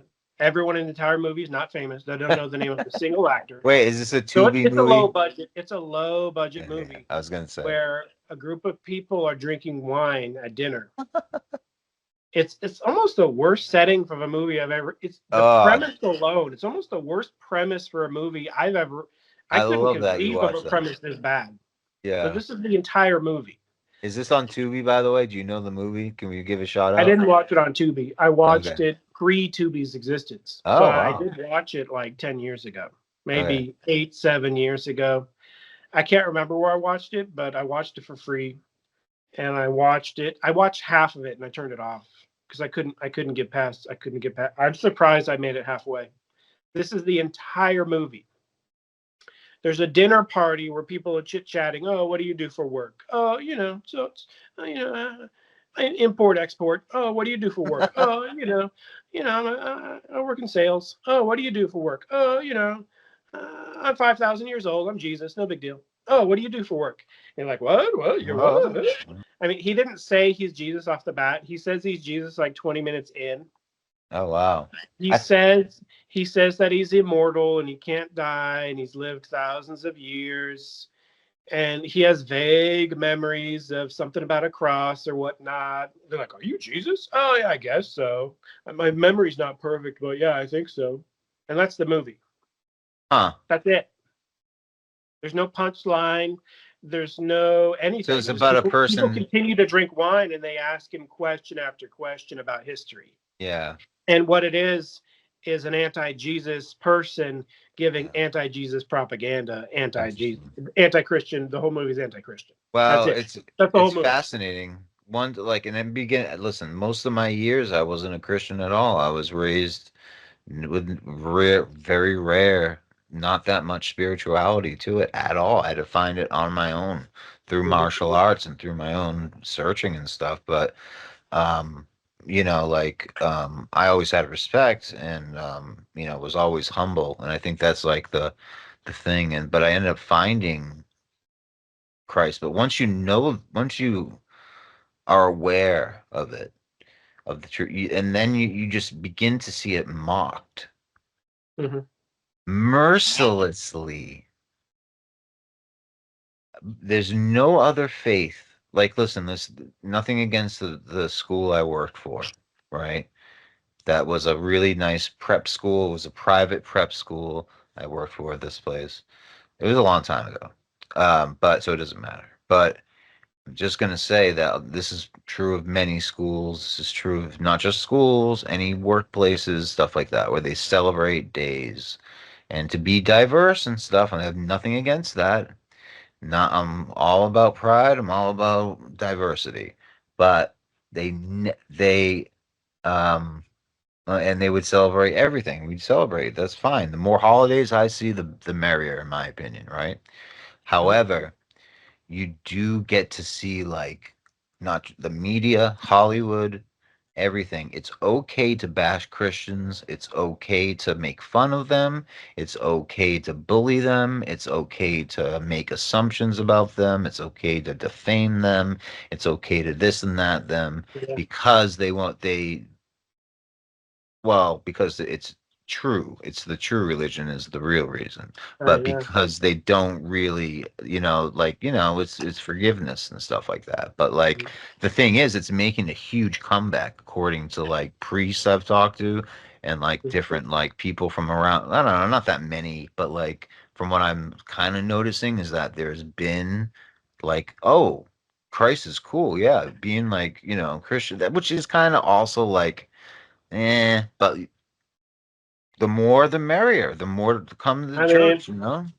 when the chariot of fire is falling from the sky and Jesus shows up in a red robe, and Exactly. he's going to be a little bit ticked off. I think being a Christian would be pretty cool at that point. So maybe it's very uncool right now, Yeah. but when the second coming happens, and it might not happen for 1,000 years. I don't know when it's going to happen. It doesn't Right. matter from my perspective because it'll happen, and you'll see it. Both the living and the dead will see it happen. It's going to happen, Amen. and it's the real deal. Some will think it's a UFO. Some Hmm. will think it is a meteorite because Jesus' chariot of fire is going to be that massive in outer space coming towards Earth. Now, he's not trying to look like a UFO landing. He's just going to make a grand entrance, the exact opposite of how he came the first time in a manger, really That's humble. right. He's going to come in glory, and he's actually going to show his glory. He hid Right. his glory. He Jesus has always had God powers. Yep. He hid them and Yep. allowed himself That's to right. be hung on the cross. That's right. See, people don't know this that are not Christian, I guess, but Jesus could have hung on the cross for 1,000 years and said, "What's up? Right. I'm good. I'm not Yeah, going to die. exactly. I don't even need to eat. I'm Exactly. God." Yeah. But he purposefully gave up the ghost That's because right. it was part of the plan. Oh, And gave then up the he, ghost. and then Is that what that he, means? To give up? What does that mean to give up the ghost? Just like, it means he willingly exited his body. right, right, Something right, a human being usually doesn't have the choice, but a God can do stuff like that right. because he entered his body and came back to life. Also, something a normal human Bowie would can't say do. that, right? Yeah.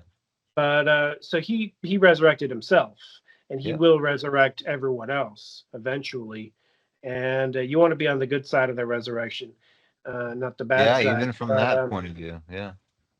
But there's another movie that mocks Jesus. Oh, there's It's from so many. I don't even know where to 2015. begin. I know there's hundreds, if not thousands. There's one from 2015, which kind of disappointed me because it's freaking, it's Obi-Wan Kenobi for freak's sakes. Oh, that's It's, too bad. it's Ewan McGregor, the young Obi. I love him. Yeah. Ewan McGregor, he's a great actor and everything, but he should have said no to the script. Last Really? Days in the Desert, 2015.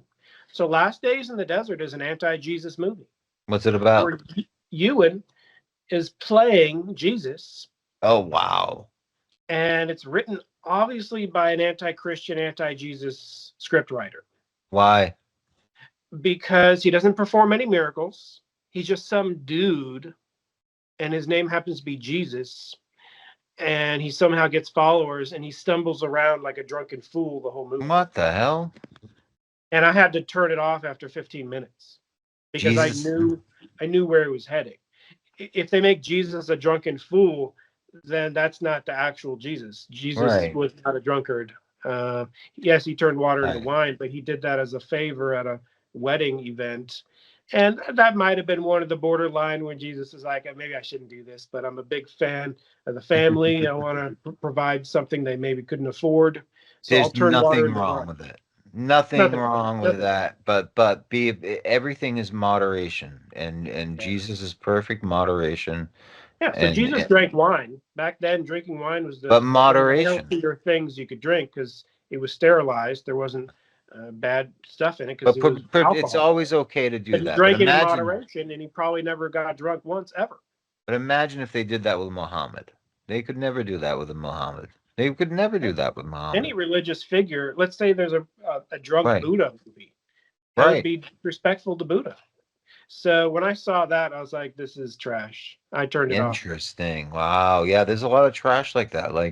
But like that is a dead giveaway of like, and so I didn't know that about Blavatsky. I think that's where we were, is like we were talking about Madame Blavatsky and spiritualism and stuff like that. And I saw her more of like a syncretist, but like she did have that dark side. I remember one person, it was a rare video, and it was like when I first got like into sort of like the UFO research and paranormal, like sort of like just take glancing on it, came to this, somehow found this video of this British guy, and he went and he was like, here's my, and he was an interesting dude. He lived in like this really weird like castle and stuff, and was telling the stories. It was kind of a short video, but then he goes and grabs a book, his favorite book or something, one of his favorite books, and he says like a lot what's going on is in here. And I think the name, and it was a Madame Blavatsky book, and it was like a first printing. Okay, it was a first printing of like Isis Unveiled, one of her famous books or whatever, right? And and inside it's a portrait of her, and then on the flip side, I don't even know if I can say this on YouTube, is that the symbol of the, begins with an S. Okay, I think we all know this German symbol that a certain guy used. Okay, and this is in the first limited edition printing of her very, of like her publisher. Like back then, a publisher and an author were, and still to this day, well, kinda. It's changed big time, but like, Okay, okay. I think you're talking about the Theosophy symbol. no, no, no, no, I'm not. The Well, okay, Germans. maybe not, maybe not. You're right, you're right. But I have seen that symbol in those books. So I she's, have, I have seen it mixed with a snake or something, mixed with no, an no, it ankh. was just plain, yeah, Okay, and I'm they looking at it love to. right now. I'm looking at it right now. Okay, So there so is a Theosophy symbol with an ankh in the right, middle, a Star of David, sure. has the Ouroboros snake eating the tail, and then the top is that symbol you're talking about. It is in it. Yeah, but okay, so the very rare book though, insert that probably, I'll look for it on the web too, but and I'm not gonna put it's so bad that I can't put, you can't even show the image. All Mhm. right, people I get know. their shows canceled because they show the image on Yeah, we're whatever, not going to right? show it. So I'm not gonna show the image, or we're not gonna show the, hopefully not the image on, but it is in that book. And when I realized that, because the books, she's always talking about the Aryans, the Aryan race, the Aryans, the Yeah. Arya, and the Arya, which are, and then so then apparently, I didn't know this, the German leader from World War II loved Blavatsky as well, which I just found out. So, um, yeah, I, all those things point me, now that you're saying like she's bad. I'm just curious why you think she was bad, but like, yeah, she was definitely influential for like I just some, heard she praised Lucifer any chance she got. right. That's she, right. That was the big thing, right? So then she had like people that were extremely rich, I guess. This is what I've kind of heard, and so just forgive me if I'm wrong, but people like, there was a person named Annie Besant. Have you ever heard of Annie Besant? Mm, She she sounds was like, familiar. okay, so she founded the Lucius Trust. There's a thing called the Lucius Trust, which Hmm. is obviously named after Lucifer. And so this Lucius Trust, she was a super rich woman, becomes the Lucifer Trust. No, it was originally at Lucifer Publishing. It has all these. It's a giant corporate entity. It exists today under a different name. It's a nonprofit and does all these weird stuff. But it originally started like publishing like all these theosophical anti-Christian tomes. That's where you get the Ascended Masters. A lot of like, well, Krishnamurti. You know that spiritual master Krishnamurti, um, at all. Like so, like he was like this boy that they put that Theosophy and Madame Blavatsky. You can find videos of Madame Blavatsky and Krishnamurti as a young boy. With they tried to push him out as being their leader and as being the second coming of Christ, basically. And like the what do they call it, the avatar, the Buddhist or the Tibetan, oh god, it's an avatar, but it's Kalki in the Indian tradition. The Kalki comes back to usher in this new age and all this, right? So he was supposed to be the theosophical like hero to do all this, and he said no. Right? By the way, these people are driving Bentleys. He was like, you're gonna have anything you want. You're gonna have all the women you want. You're gonna have all the land you want. Travel, live anywhere, eat anything, do anything. You can live. You just keep doing what you're doing. You're perfect. Like, because he was smart. He was super smart. So smart that he did a series of really great videos that everybody should check out, especially if you're into science, on physics and on science and on philosophy, basically, with David Bohm, who's one of the greatest, I don't know, physicists of all time, 20th century physicists. Reminds me a lot of Chomsky, but they kind of did. But he said no. He abandoned theosophy, which tells me a lot, right? Because they offered him all that stuff. So yeah, any Basant, and I think so. Theosophical thinking is still around, and you know what, John? I think going on this, making the whole full circle. By the way, um, they are the people behind the Steven Rossetti takedown or defrock. I don't, he's not defrocking technically, but let's face it, You're basically firing the guy if you're taking away his ministry and telling people to shut up about aliens being demons, which they are. Aliens are demons. I hate to break the news to you, they are. And if you want to excommunicate me, you can excommunicate me. I will forgive you and everything, but I'm going to stick to the fact that aliens can be demons and demons can do that. I'm not saying everything is an alien. I'm not saying everything is a demon. But anyway, but so I think since these people still exist, like the Madame Blavatskys and the Theosophical people and the people that even founded California, the Rosicrucians, everybody that hates Christ, the Templars, these people have power. Manly Hall got swept up into it, right? They have power. They have lobbies. They 100% are behind Eric von Däniken. They were in his publishing house, David Icke, all these people like that. They push forward as they push their antichrist agenda, and they're all religions, and they're anti-Atlantis, this and that bull crap. And they founded things like Ancient Aliens and the Gaia TV network, and they are the lobby. They are the UAP lobby. They are this UFO lobby that Yeah, the ancient aliens is an agenda to an extreme degree. exactly. Rewrite history and prop up aliens as having some guaranteed physical manifestation, and they're coming back and they're going to be our overlords, whatever the case, blah, blah, blah. Zachariah Stitchin, he made up a lot of crap, all right? Yes, he could read a bunch of languages, but not everything he read and translated is a fact. It'd be kind of the equivalent of saying Zeus and Hercules and are right. Aliens, and they really existed, and they were in UFOs, blah blah blah blah blah. You got to stretch the imagination to believe it's a fact. Ancient Aliens has an extreme agenda to be anti-Christian, believe it or not. I mean, I made a video on it many years ago. Some guy wrote a book and he sent me a free copy of his book. He said, "Will you talk about my book?" I said, "Sure." And then that guy chopped my video up in pieces. And then he re-uploaded my video on his website. And I said, I said, "You can't chop my video up in pieces and put it on your website." I said, I was happy to do a review. I remember that.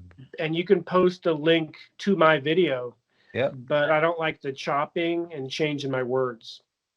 I didn't even say Interesting anything guy. negative about his book. I only said positive stuff about his book. I think I But he don't know why. chopped it up to the point where it wasn't even my words anymore. It was weird. The title, I remember being so confused about that book because He sent me a free copy, and I did a I review. at that point I didn't even know what the pun was, and I didn't know what 50 Shades of Grey was. I had no idea, right? Which I Oh assume is what yeah, I it's had a no. dumb title. A dumb title. It was called 50 Shades of Grey Alien. I had no idea 50 what, Shades of Grey aliens. but I didn't think, I thought you were joking around at first. I Yeah, was like, wait, because I didn't even know what 50 Shades of Grey was at all. I had no idea, right? So I I've never seen found it. I that watched it out, here today. I've and never I'm seen like, it. what is John doing? Like, something he has a bit, he was given a free, but he's doing a 50 Shades of Grey Aliens. Like, what the, like, wait a second. I thought he was working on it, right? So I'm like, but then lo and behold, I got in touch with the author. He's a big fan of yours. He gave you a book. He is knowledgeable on a lot of things, this guy. I think his name is Kenami. Shout out to Kenami. Mhm. I've I mean, never he's a good dude. I mean, he's never Christian, been and mean to me. Never been mean to me. Can you can talk to him on anything philosophical. You can talk to him on a lot of cool. All he's written. he's right when it comes to the agenda of ancient aliens. Is that right? Is that He what he dug says? Yeah. deep into knowing the creators Oh, and really? knowing the beliefs of the creators, and that they're diehard atheists, diehard Wow. anti-Christian. And I didn't know any of that information. And maybe that's so many years ago. This is like Yeah, 10 years plus years ago. So I would maybe trust the that. creator has had insight and now has belief in God. I don't know. So No, nothing is no, set no, in no. stone, but ancient aliens believers, I know for a fact, they lean atheist, Yep. because I literally got followers stopped following me and like blocked me because Why? I said one negative thing about ancient aliens. So No they're way. diehard rabid fans, and Yeah, you can't besmirch ancient aliens. It's it's their they religion. smoke a little bit of this and they smoke a little bit of that, and they watch them some ancient aliens. I That's see it as a right. show that is entertainment and isn't based in science whatsoever. You know, 100%. the meme of the 100%. guy saying it's aliens or whatever the meme is. I don't even Yeah. know. I forgot what the meme was. But like, but the thing is like, then you have like very intelligent people like yourself, John. What is it, John Greenwall or whatever? Like, all I think maybe I'm thinking of the wrong person. There's the UFO guy that goes back years. The That's Black Vault pretty. guy. Yeah. Yeah, Blackwall. That's the guy. I kind of like think he's sort of reliable, but there's no one really reliable to go on. But like, um, they all want to be spin-offs of that in some way. They want a taste of the Art Bell pie Yeah. that it used to be.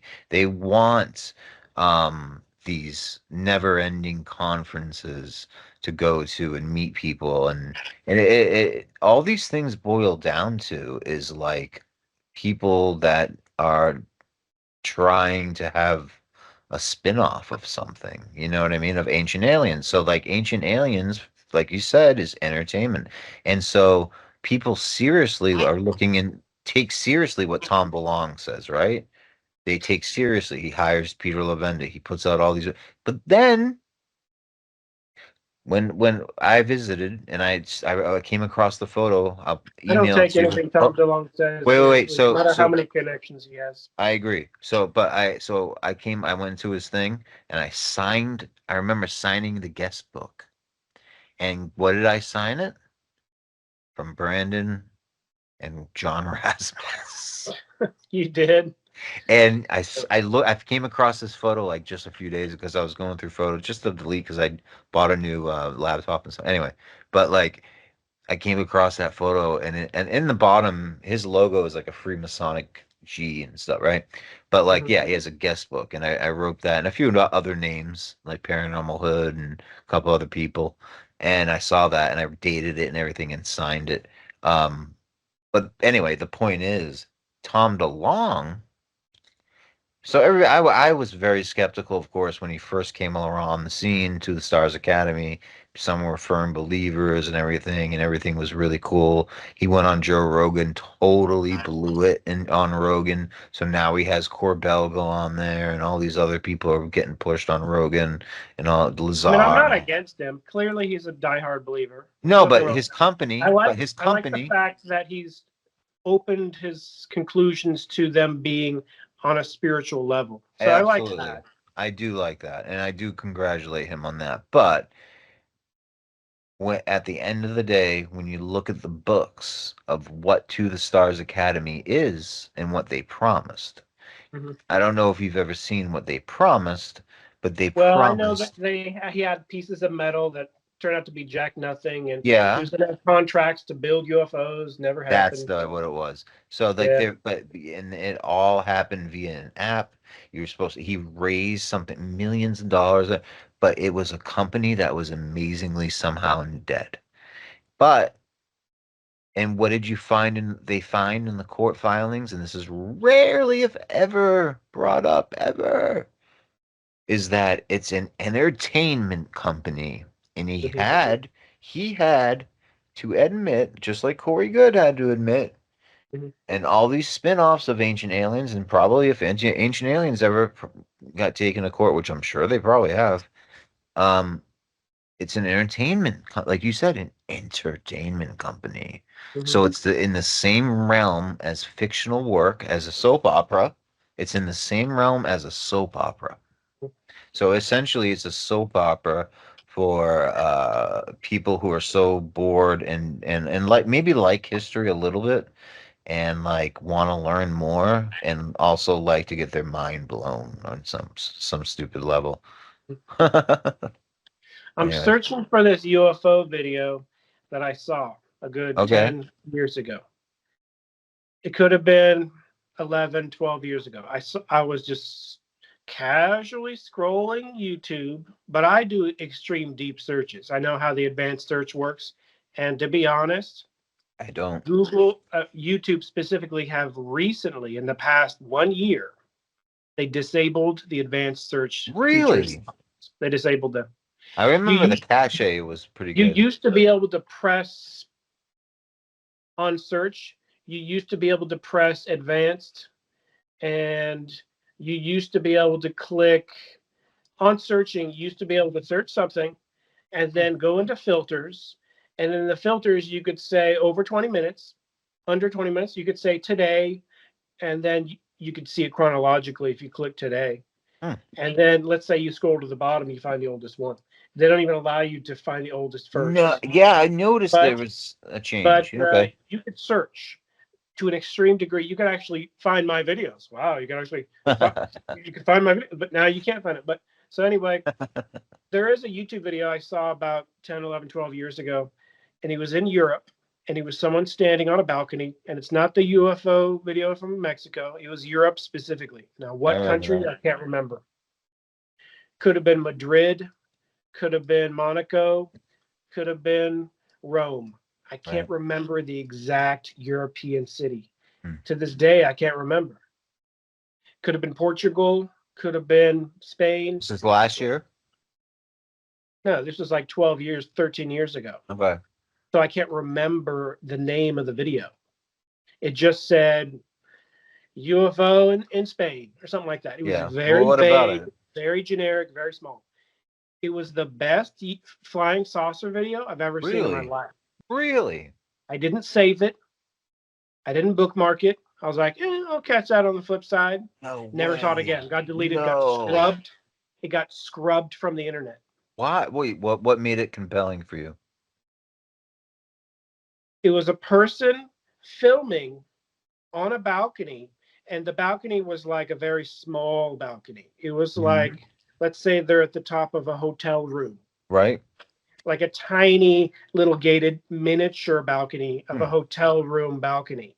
And there, it looks like an oldish European. Italian neighborhood, Yep. and the buildings look very old, like 100-year-old buildings. Okay.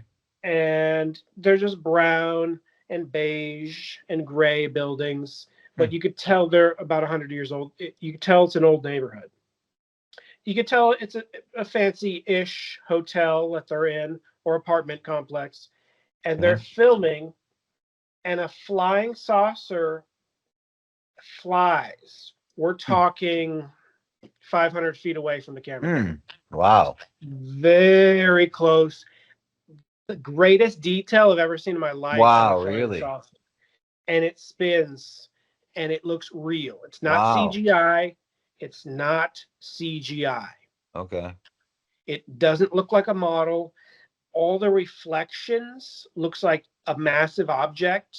Actually, to me, it looked like it was 700 feet in diameter, kind of like a boat, just flying. It was spinning, huh? Boat. It was spinning about this fast. Interesting. And then it just glides off. Right. And it's not like the Mexico City UFO video where that thing could have been a mile away. It was like super close and super crisp and clear. And all of the reflections off of it matched the buildings exactly. It was It was not CGI. It was not photoshopped. It was not generated. AI didn't exist back then. Right. I knew the channels that put out slop. Like, because I was going to say, even back then, third phase of moon might have been new. Yeah. But I never saw it on third phase of moon. It was me doing a deep dive, extreme search on UFOs. What's the new UFO video for today? Yeah. And maybe it was posted 12 hours ago, and it was someone just filming a UFO, and he was the person. It wasn't like a second, third, fourth, fifth person that stole it and re-uploaded it. Primary source. It looked like a brand new upload. And I was like, wow, that's really good. Interesting. I'm going to go back to that. It got scrubbed from the internet. Wow. I went back to that the next day. It was gone. I've never heard of it and seen it since. Never heard anyone talk about it.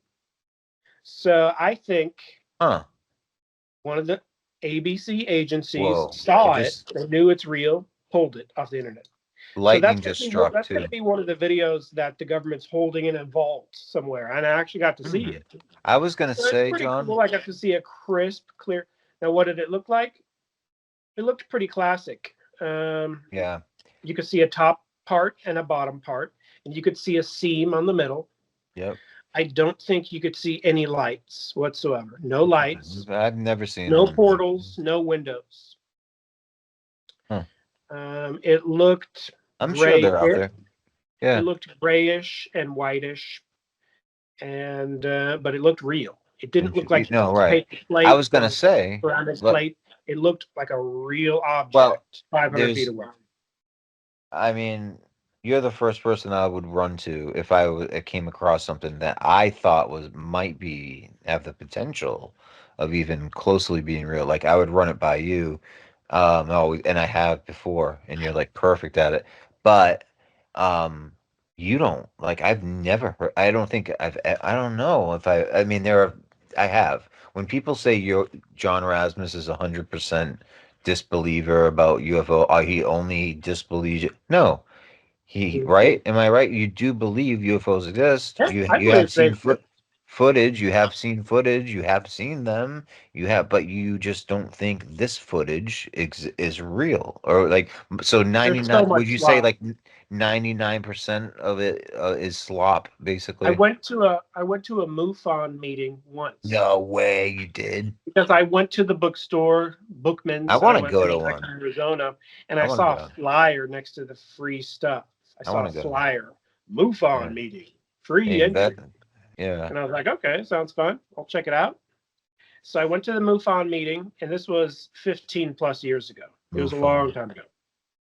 But what was at the MUFON meeting was just a bunch of gullible saps, them asking for people to sign up for money. And I wasn't interested in signing up. I just wanted to sit in the meeting and see what they're talking about. Yeah. And he was the guy showing Google images. Even 15 years ago, he might as well have Googled aliens. No. Gray aliens.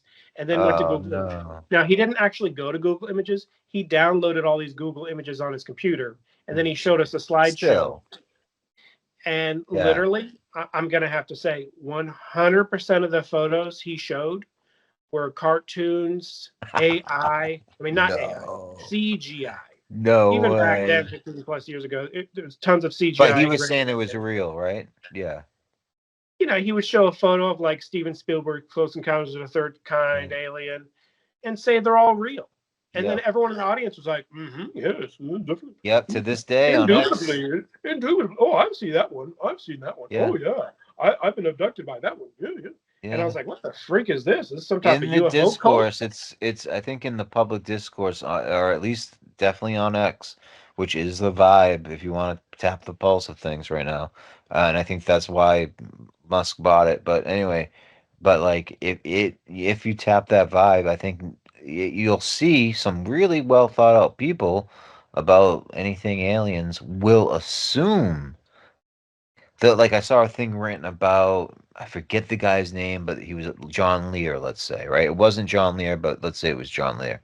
They were like, don't forget, John Lear is it was the whole article was 100 was great except this part. It said, and don't forget that John Lear was in a video that where an alien was interrogated and at Area 51 or something like that. And it was a small little footnote, but I noticed that and I was like, do people just assume that there's real footage out there of actual aliens at Area 51? Remember that? There's a stupid. I make fun of it all the time because it's so stupid. But Yeah, we there's made the fun of sock it. puppet alien. It's The totally alien, real. but there was that, but there's so many of them. But like there's one where they're interrogating him, and this guy Yeah. Bob Dean, who was like the head of the ancient alien, he died like a long time ago, but he was always on Coast to Coast and and all that, right? He was all these alien guy. Bob Dean was his name, and he died, but he saw that and this video footage. I forget what documentary it was or something, but they come to him and they show him the footage of this alien, fake alien interrogation, and he cries. He cried Mhm. because he felt bad for the alien being interrogated because what they do to this alien, which isn't an alien, it's like you said, it's a puppet or a dude Yeah, in a. it's called Area 51, the Alien Interview from 1997. That's it. Has an IMDb page. It says a documentary about aliens and UFOs with reenactments of alien interviews There you go. and video of supposedly a real leaked video of an alien being interviewed by the government. There you go. Director Jeff Broadstreet, writer Robert Benson. Now Okay. it's 1,000%. I mean, 100. It's 100% a puppet. You It looks almost as good as a yes. Jim Henson Studios puppet. Almost as good. So whoever did it, They're crying over it. whoever did it, they definitely studied Jim Henson style Right. puppetry and Muppets. Fair So, enough. I mean, I have to admit, they almost did as good as the Jim Henson Studios in the fact that they got the latex face wet, so it permanently had a wet face. It looks like it's sweating under the lights. But if you look really close, and I think I'm the only person that looked close enough to notice I don't remember it well. the neck of the alien Right. is the exact width of a human being's wrist. Really? And the mouth of the alien is being moved by a human being's hand. No. Now, that's what it is. If you look super close, you can't actually see the neck because the neck is hidden with like and it is shot from up here. You're right. We're There is no talking lower body. a foam rubber coating. Yeah. It's a good point. But it's at this angle Right. that they're Perfect. controlling it, and it's a latex head, and then they didn't create the actual legs. The body stops at the torso. Interesting. So yeah. no different than a low budget Kermit the Frog, but really dressed up as an alien. But people are saying, and I think people say, "Oh man, I feel so bad for that alien." Right. Oh, I feel so bad. You feel bad for a sock puppet? Yes. Because that's what it is. Look very close. You will see it even move like Kermit the Frog. Because is an alien Kermit the Frog. That's what it is, period. It is an alien Kermit the Frog. Oh my God. But people cry over it, John. It's crazy. Like Bob I Dean, know. a gullible grandfather type, right? At the time, like 1997, here he is, right? And somehow I remember they lured him in this documentary, maybe. They lured him in or something. I have to check out the IMDb. Everybody go to this thing and laugh at it. And but like I think it might be free on YouTube. But on IMDb, anyway, but Bob Dean comes in and they sit him down. They're interviewing him about aliens in general. I think the documentary mostly is about aliens in general, but they are painting them in a good light. And Bob Dean talks about his experience and how profound and like you're kind of moved by his own encounters in his own life, which is kind of like really interesting. And then they bring out a VCR with like a TV. You can't make it up, man. It's so like when I'm thinking about it, and they wheel it out, right? And they show them this footage, like you say, and I didn't even notice this when I first watched it, but the area in the interrogation, the alien ish that you don't see the lower part of the body at You don't all. see the lower part. The back is pitch black. It's That's no different important. than a magician's trick. That Exactly. the back being pitch black is A dead red flag giveaway. number one. It's what magicians use to Yeah. hide the setup. But like people who don't know wouldn't know, right? So Bob Dean really didn't know. He might have had some experiences, but people put him up there as like the alien experiencer guy, grandfather type. I mean, And I when have to he admit, was on, he had a heart. He cried for the alien. Maybe he uh, thought like it was in it, but like he didn't. He's a perfect example of the audience that I'm talking about that support the Jimmy Church, like that support these crazy ideas, and they take it for granted that there is a video that an alien was interrogated and abused and tortured. Like we like that. well, That's what we do. Like we don't do that. That's never happened. It's not on videotape. Those videotapes are fake. Those there's are such thing as fake, faith, right? Faith in something true. right? There's also something called, I don't know if it really has much of a name, but there's false faith in something that's false.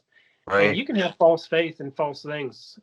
Absolutely. But 2 years before that fake Area 51 video came out, Alien Autopsy came out in 1995. Yeah, It that's was right. directed and written, Sean. directed by Tom McGough, writers Robert Tom, and the Yep. people who created it admitted, Remember that. yes, this 1947 footage we created. It's not real. It's not a No, real alien. I thought it was. Yeah, It's fake.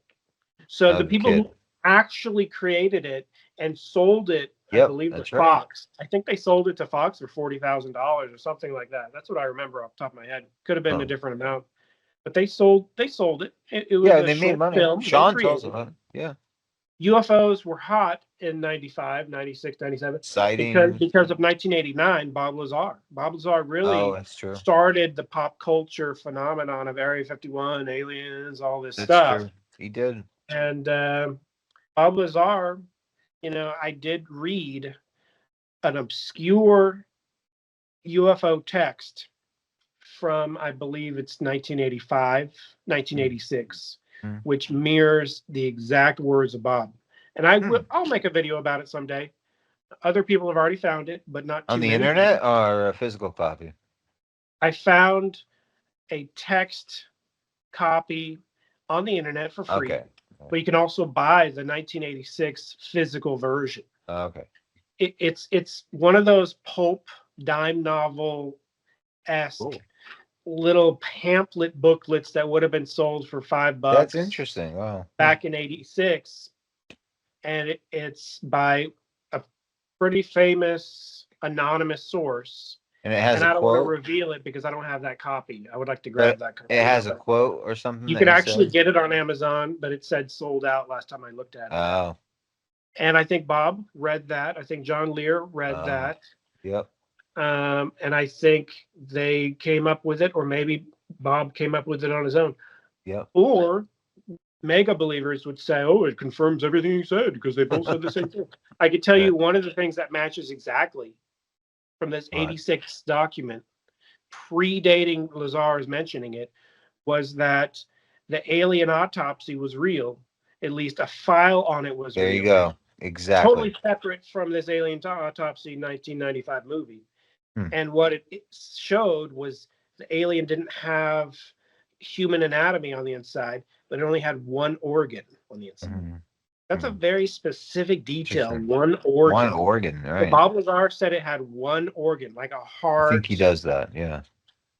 The heart was combined with the lungs, combined with the stomach, like it was almost like a battery in a robot. Right. You know? So it had one organ, that's it. It's good writing. In the center of the chest. Yeah. And this 1986 document says the same thing. It predates. Oh, wow, really? It says that exact same thing. An alien had an autopsy and it had one organ in the center of the chest. Word for word, the exact same thing Bob Lazar said. How did you now, did Bob read that and weave it into his story? I don't know. Interesting. I don't know. Wow. So you are going back and go back to your videos. You are going back and making a video about that. And what else did you say? It was something else you were gonna go back and revisit. Was it John Titor we were talking about earlier? Well, I am going to make a John Titor video. That's what I think it was. In a podcast I recently did, and I might as well mention it here. Yeah.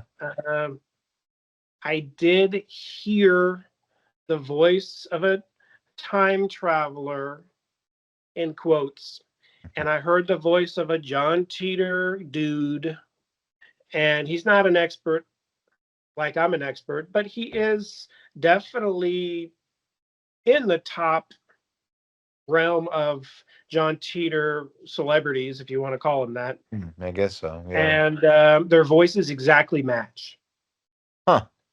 So I think I have a lead to a potential new John Titor. Now, is Maury Haber still John Titor? I think Maury Haber is still the original author behind the original John Titor writings. But I think me too. On a potential level, there's a second John Titor that I didn't know about. Interesting. Yeah. Because I think he collaborated and worked with the Habers. Makes sense. Yeah, absolutely. On what level? I don't know. But maybe it's why they had deniability this whole time. You know, Maury did say, JT is not me. Like, that's kind of a weird way to say it. JT is not me. What does that mean? The reason he wrote it like that is because Maury Haber is a computer securities expert. That's right. He knows everything about IBM. He would have known about the Y2K protected crisis 5100 from the 70s. He would have known about that because he's an IBM nerd. He's an IBM expert. I remember that. And he actually is not a fan of Apple at all. He only talks positive about IBM, and he pretty much only talks negative about Apple. It's a big part of your thesis, actually, that he is behind it. So, yeah.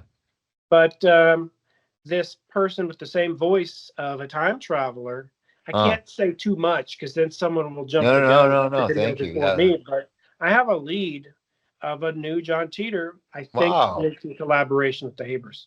And perhaps they did hire Larry as their entertainment lawyer. How does he fit into that? True.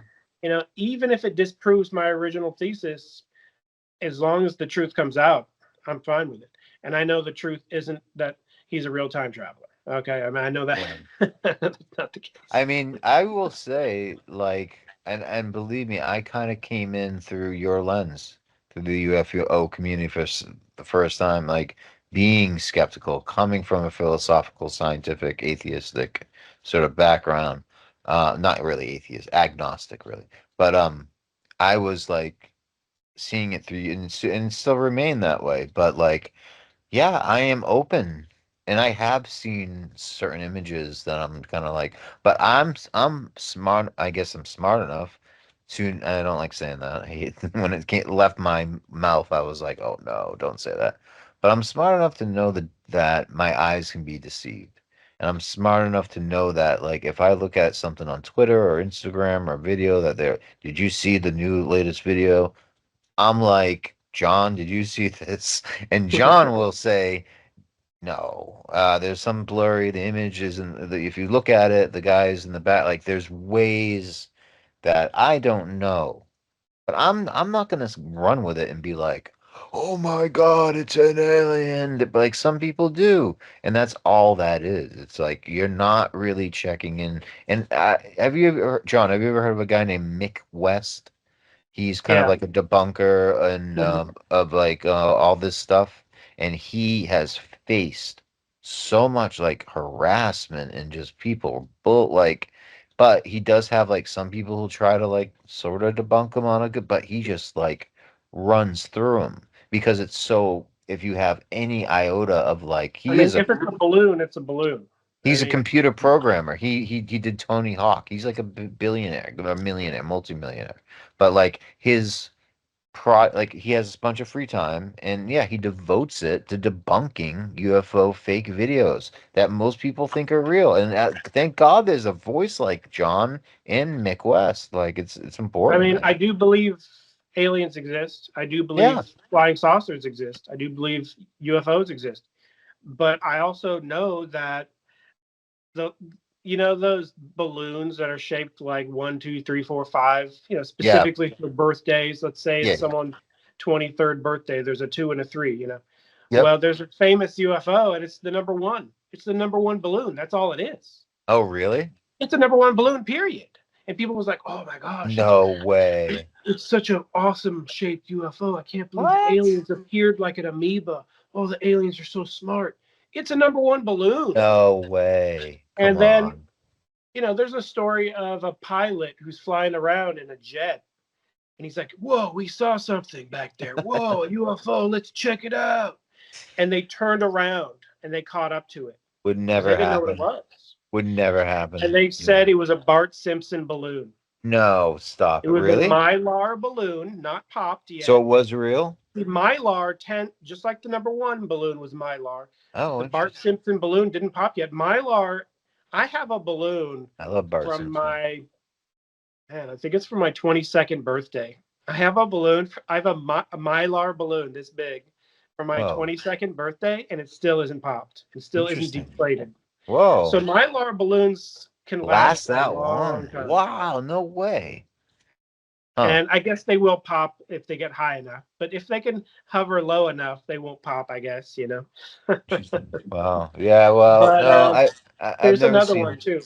There is a Popeye balloon. There's a recent UFO in the past okay. 6 months, and I immediately recognized Popeye like on his No height, like doing way. this.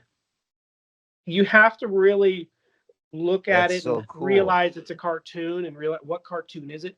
But That's it's so not just bizarre. Popeye. It's a Popeye balloon with like another one of these number balloons Yeah, mixed with it.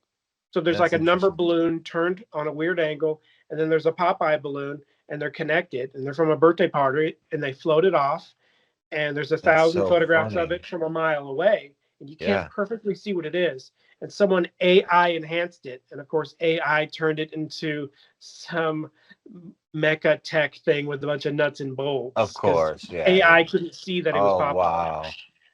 but it's just a Popeye balloon. So that's how it Mylar, happens. That's how specifically things. Mylar. But people, I bet, were looking at it thinking, yeah, UFO, right? They were right. Tom DeLonge Yeah. was right, and Tom DeLonge's like, hey, man, I tried telling you guys it was happening. Look, and now look what's happening. And, people take credit for it and they just run with it. It's like the truth doesn't matter. Whatever you see, you are deceived by your eyes and stuff. So you just got to be discern, like, I what mean, is true and what isn't. I'm open. Like I'm open too, Burchett, man. I don't know if his name's Burchett. I don't know how to pronounce his name. I don't know But who he is. Burchett said there's 5 locations where they're coming out of the water and they're going back in the water Huh. over and over. Okay. Like we're Well, talking these propane tank tic tacs, just in oh, and those out. guys. Yeah, yeah. I mean, Like they have an underground but 25 everything's just lab hearsay. underground base. I don't know. Everything's just I'm open to it hearsay. existing. But I am open to it, right? I'm open Let's to it, get but some you physical proof. exactly physical evidence, something that and honestly, like if like I know the Bugosphere is made, but like the The Bugosphere Buka isn't is is 100% a fake. is a That hundred dude, percent fake. that It didn't dude, fly around. That's AI. So they created a whole thing. I don't know if I saw it on it. I was gonna yeah, show it to you, I saw but it. did you see it too? It shows the I saw the Bugosphere AI video. flying around, and it's like obvious, but people think that that's what it did. Like people will think, oh, Brandon, wow, you moved to freaking where? What is this? Like a forest or something? Like a hobbit hole? Yeah, you moved to some You cool know what I mean? I guess Japanese like dojo. yeah, so I'm in a dojo right now, you know. This is my dojo and I'm living a very zen sort of green. It's nice and spring here in my estate. But like people will seriously believe that's your background or what they see. And there's almost like, how do you fight that, John? Like, how? And the only way to fight it is by putting good things that way and doing like inserting instead of like the takeaway is that aliens are real. The takeaway is that Christ is real or something like that. And I think there is a I mean, contingent of most people like definitely God created trillions of planets, and so most definitely he didn't just create one race of beings. I mean, we can created a already lot of see on atheists too. Mars that he Yeah, created little microbes on Mars. right. Um, I think most definitely there's plenty of civilizations Me far, too. far away. Could be. I think God probably separated the populations so they don't Star Wars each other to death. You know what I Oh mean? wow. Okay. If God Really? created another civilization on Mars, Yeah. we would have had fights with them by now. You know what I mean? Exactly. That's right. Have Just you humans being humans, speaking whether of we're from which, another planet, we still are very warring, people. people. Well, and that self-preservation is like the first thing of any species is like it wants to survive. So that question is the underlining question of the book I was telling you and the series. It was a book. It got made into originally like an Amazon, I think, season or just a movie or something, but it didn't do well. It was just in Chinese, and it's a Chinese sci-fi book, but it's on Netflix now. But what is it called? I think the season two just might have dropped. I have to watch it, but it's called The Mind Body Problem, or no, what is it called? Yeah, The Mind Yeah, Body I Problem. watched it. I watched Oh, it. you have you seen it? Did you like? I mean, it does deal with that. Like, what It's if called Three Body Problem. sorry, the three body. Thank you, the three body Yeah, it's a problem. 2024 What did you film. think about that? That kind I of thought deals it with that. was pretty original, pretty interesting. I Yeah. liked it. So it deals with that. It's something new. It's something new. I thought it was pretty cool. Well, I thought it was cool to see like like you said, like we don't really see very much of in the theater at least or in movie theaters, in books and stuff. You can find all kinds of like Star Wars typey things, but like like what if in real and sort of like this, the three body problem is like today, like what would happen if today, but also like years ago, a scientist realized something and that there was actually maybe an alien race or something like that that was coming. You know the story of the whole three, but I don't have to explain the complexities of it, but it's a very cool premise. And the Mhm. premise is essentially what happens when you do realize if there is another civilization out there, obviously you're going to self-preserve. How do you self-preserve? And in the three body problem, like you've seen, like, or watched or whatever, um, what it does is say that we're not alone. And guess what? We've told the entire rest of the universe too. And that stops that alien race. I forget what they call them right now off the top of my head, but there's this, Yeah, I haven't seen that for 2 years. That's a yeah, but 2 year show at this it's point. yeah, but it's so. But I think it's a very it's a cool. I think it's a cool kind of take, and I think that it is sort of a like it might be a high on like if like there is a reading list of like if there is what is it called the Council of 33 or whatever, you know what I mean, like the super where the CEO of the Illuminati exists, the council that he sits at, the Majestic 12 or whatever. It's on Mhm. their reading list, I bet, or what to watch list, because this is how you think. You think in terms of strategy. You think in terms of like, well, they could kill us all. They could torture us forever. They could just decimate Earth in an instant. I really hope these UFO whistleblowers. I hope one of them comes forward Well, they and are. and says, "Screw it! I don't care about losing my top secret clearance. Here's the proof. Bada bing, bada boom. Here it is." Or my life, you know what I mean? Or my But family's life. It's got to be. I don't think. Yeah, go ahead. What do you think? they have to do it on a level of like a secret agent, like tell Right. nobody and just here it is, bam. Yeah. I mean, But supposedly there's a even then, UFO so big that it can't be moved, so they built a building around it. Reveal that location. I Let's agree. let's open that on up. If everyone on planet Earth knows that underneath this building is a flying saucer just sitting there and it's too big to be moved, I and agree. I did Same thing with the read pyramids in I Egypt and the did Sphinx. read in the Montauk Project book. Oh I yeah. believe it was the offshoot ones, Adventures in the Pleiades, Yes. that Oh Preston really? P. That's Nichols did say a deep cut. that there was a UFO that couldn't be moved. He said when they tried to move it, it broke apart in pie pieces, Hmm. and that it was designed so strangely that maybe And it's on like some alien just pressing his beep beep, the aliens like pressing his "you can don't steal my car" button. yeah, yeah, But yeah, their yeah. version of "don't steal my car" button is if you try to It's move it, it funny. breaks. Oh, interesting. It's It well. breaks in pieces.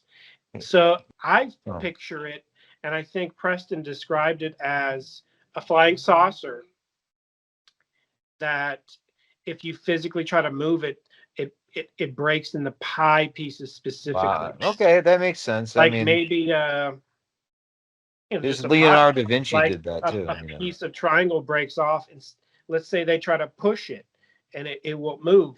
They try to pull it, and a piece of pie breaks off.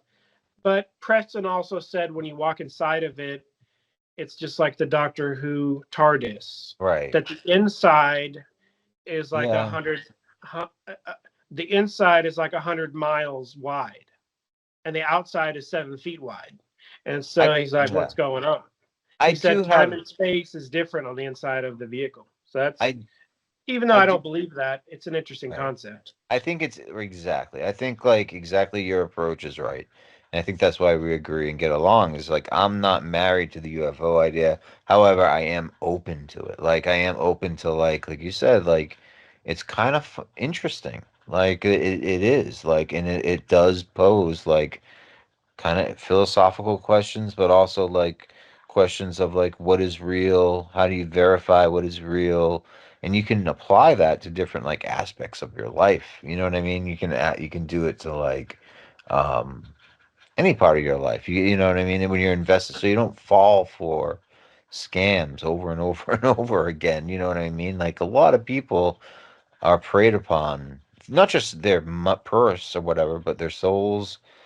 A lot of people are fed that, Jesus Christ was just like Ra or whatever, or like this god or this ancient deity or Zeus or Odin or any of these types of people. And like you'll get that agenda. So the thing is like, that's what I'm against. And that's when I say like, okay, now I got an opinion about that because that's not true, and so like anyway, but getting back to UFOs, yes, physical evidence. Not only do I want physical evidence, I want to be able to verify it, or some lab or myself as close as you can get to falsify it, to actually falsify it, prove it wrong, and do all the testing that you actually do with a scientific method.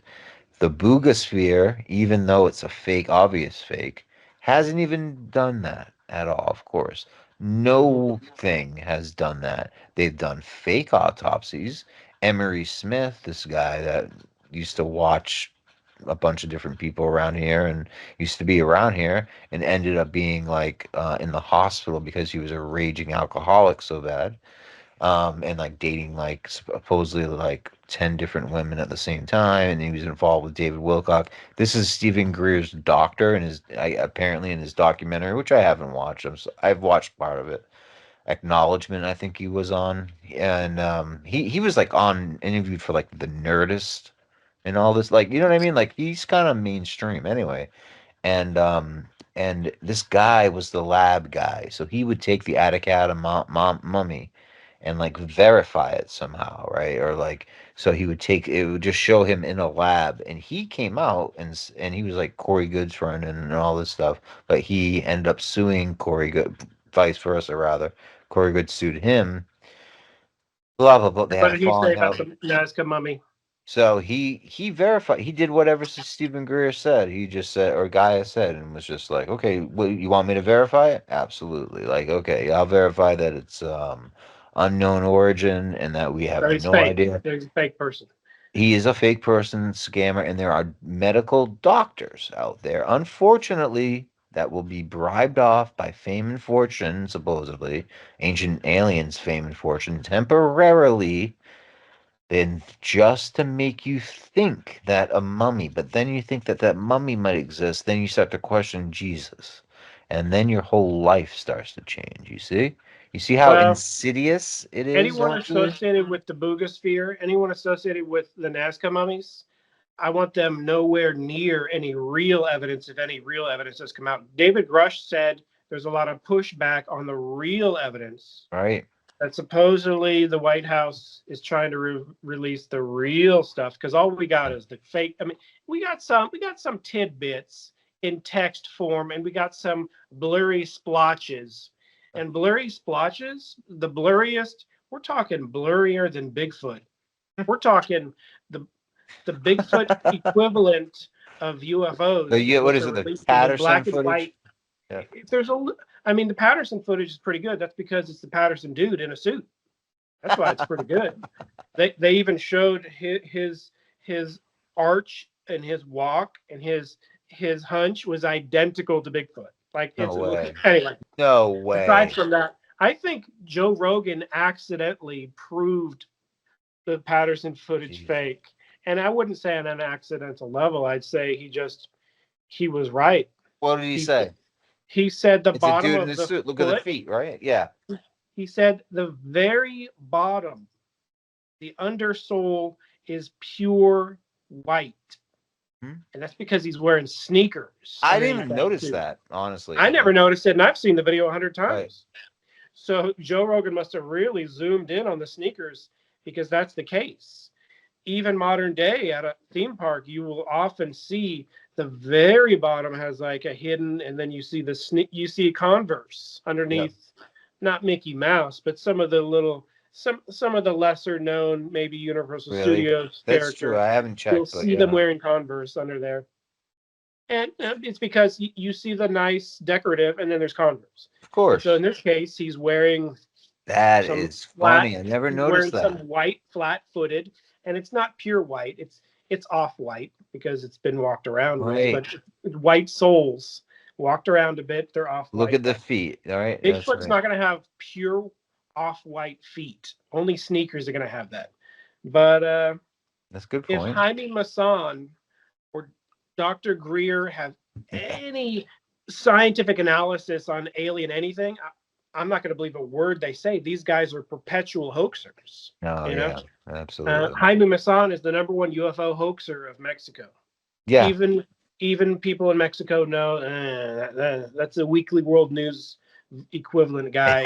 That's a good way to put it. He's the National Enquirer type UFO guy. That's What what it his full-time is. job. So But even locals know that. but I people remember 30 years ago, right. Jaime Maussan said, "Oh, these what does he call them? He called them rods. Remember the rod UFOs? I don't, but Jaime kind of. Maussan Linda introduced Moulton me to the Howe, I think. rod UFOs, and I thought everything he said was solid gold. I'm like, these rods. So all rods are, and maybe there's some legitimate rods out there, but on whatever he showed, I don't believe that's the case. What rods are is a certain shutter speed Okay. will show a moth, and the moth is flapping. So it won't show just the moth flapping. It'll show the moth flapping with a certain shutter speed to make it look like a rod. Oh, Because you can see wow. the Okay. wings. The wings create like a fish-like Interesting. pattern, and the body turns into a rod if you have like a long Yeah, exposure. I know what you're So he talking just about. used Kind of. long It's a exposure long film exposure lens, right? tricks to make a fly into a rod, a moth into a butterfly into a rod, and these were all these UFO rods. I thought Oh, okay. after watching this guy on some UFO show as a kid, I'm like, wow, there's Funny. rod aliens everywhere. I don't see them, but I have to take I this think guy's I word for remember it. that. Yeah. So he was And behind it's been that, totally really? debunked. It's just moths and So bugs. Jaime Musan was behind that too. He was It's funny behind. when you He's been behind tons of that's hoaxes right. I his just whole don't know half career. of them. Right. I know even ever since even I into kind of entered the sphere, if you want to talk about it, of like let's just say 15 years ago, let's just say around about. He has had several. And the funny thing is, not funny really, but the interesting thing is, like the top names of people who actually like this guy Richard Dolan, I'm sure you've heard of, right? These top UFO experts that you always see on Ancient Aliens, and you'll always see as the number one. They constantly tour the world. People give them thousands, if not millions of dollars to go on Gaia TV, to promote their book, to actually go on Joe Rogan if they're good enough and interesting enough and good to talk to and doing all the podcasts. Like, so these people will associate with Jaime Musan, and Total ever, hoaxer. and so like he just completely like even ever since I've been around, it was like, oh wait, an event is coming, and then nothing happens, and it's a big letdown for people. And some people pay money to like view this like I guess he like live views or live streams events apparently, and he charges and he has a website and he'll charge people money for like their membership, and like he He's the claims number one UFO hoaxer, but people still celebrity of pay, John. Mexico. People forget, and people we're the United States of amnesia, but like people just keep forgetting, and that he's complete. And so, but the thing is, they don't keep forgetting. The people like Richard Dolan and Jimmy Church, and I could go down a list of names. I'm just naming a couple of people. Don't give a crap about the truth. They want to Yeah. perpetuate the lie. They want to perpetuate the lie because that's what makes them careers. That's what writes the books, baby. Billy Carson who's wrote his book on Enoch, as if Enoch was an alien Nephilim from Sumer or something like that. It's like no, he wasn't. Like and like, but he's not. We talked about on this podcast too, has nothing to do with it. So but like people still take it as true, and they believe the lie and they rely on the lie. And when you see that, you can't have anything but like mild contempt. And I think you have it too, John, and tell me if I'm wrong, but like when you actually know that when you look at like someone like God, I'm not going to say the name, but Well, somebody. I know for a fact George Norrie, for Okay, example, the guy who took yeah, over our bell. right. So He let's just gives say he gives zero craps about the truth. there you go, perfect example, He's right? almost, I can't even Like a describe blank what slate. type of belief system he has, He but might have anything. he Who knows? almost has a It's I don't even know. casual agnostic Baha'i belief Yeah, where everything matters, nothing doesn't matters, who matter. cares. Oh, this we have a guest on tonight who's a certified hoaxer and has It's scammed and lied and thieved their whole life. Sounds good. Let's have him on. yeah. He Oh, so doesn't you make are the an guess. alien? You are a time traveler? He's Yeah. kind of the Jerry Springer of paranormal radio hosts. Wow, that's so Except he's just less true. entertaining. So But yeah, George people, Norrie is kind of like Jerry Springer, just less yeah, entertaining, less and it, talented. and he is, and that's why it's like, and the thing is, he is just a mouth. Whereas Art Bell had personality, and he Yeah. brought his own beliefs. Like you You know, knew Art who, Bell talked about once he left his body. Art right? Bell said he Whatever. was in Paris. I All he this was stuff, all in this Paris with his cool. He wife, was, yeah, like you and and like he had an out of body experience, and he shared it with his audience, and that was a right, real thing. The realest thing George Norrie's ever shared is he discovered the existence of this thing. It's right. called the Totino's pizza roll pocket thingy. Oh, He's not okay. familiar with what this is. These commoner peasants eat it. Yeah. He was in a bind. His personal chef wasn't there that day. So he pops these in the microwave and burned his mouth, and he had to take the week off because he burned his mouth. Oh my God. No, really? And that's a real story, and that's probably the realest thing George Norris ever shared his entire career. Well, I mean, people know kind of, yeah, really? I didn't know that. But people, I mean, he's a real person with a real history, but the thing is, his history, he was like the naval intelligence broadcaster. So his background is He has a in good like voice, but broadcast. uh, Yeah, no, but that's all he is, I'm saying, is like that's it. He that's doesn't have the it. brains. He only has a Well, physical but voice. he's a That's corporate it. mouth. But John, but what he is a corporate mouthpiece of like a giant conglomerate that like makes money off of the lie, off of this Mhm. freaking and they are, and I've realized it kind of on this show, go full circle, is that like when we look at someone like Steven Rossetti being told to shut up that, aliens are demons, which they are.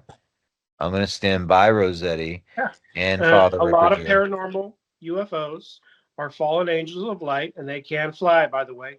The devil is known as the prince of the power of the air, and they can fly.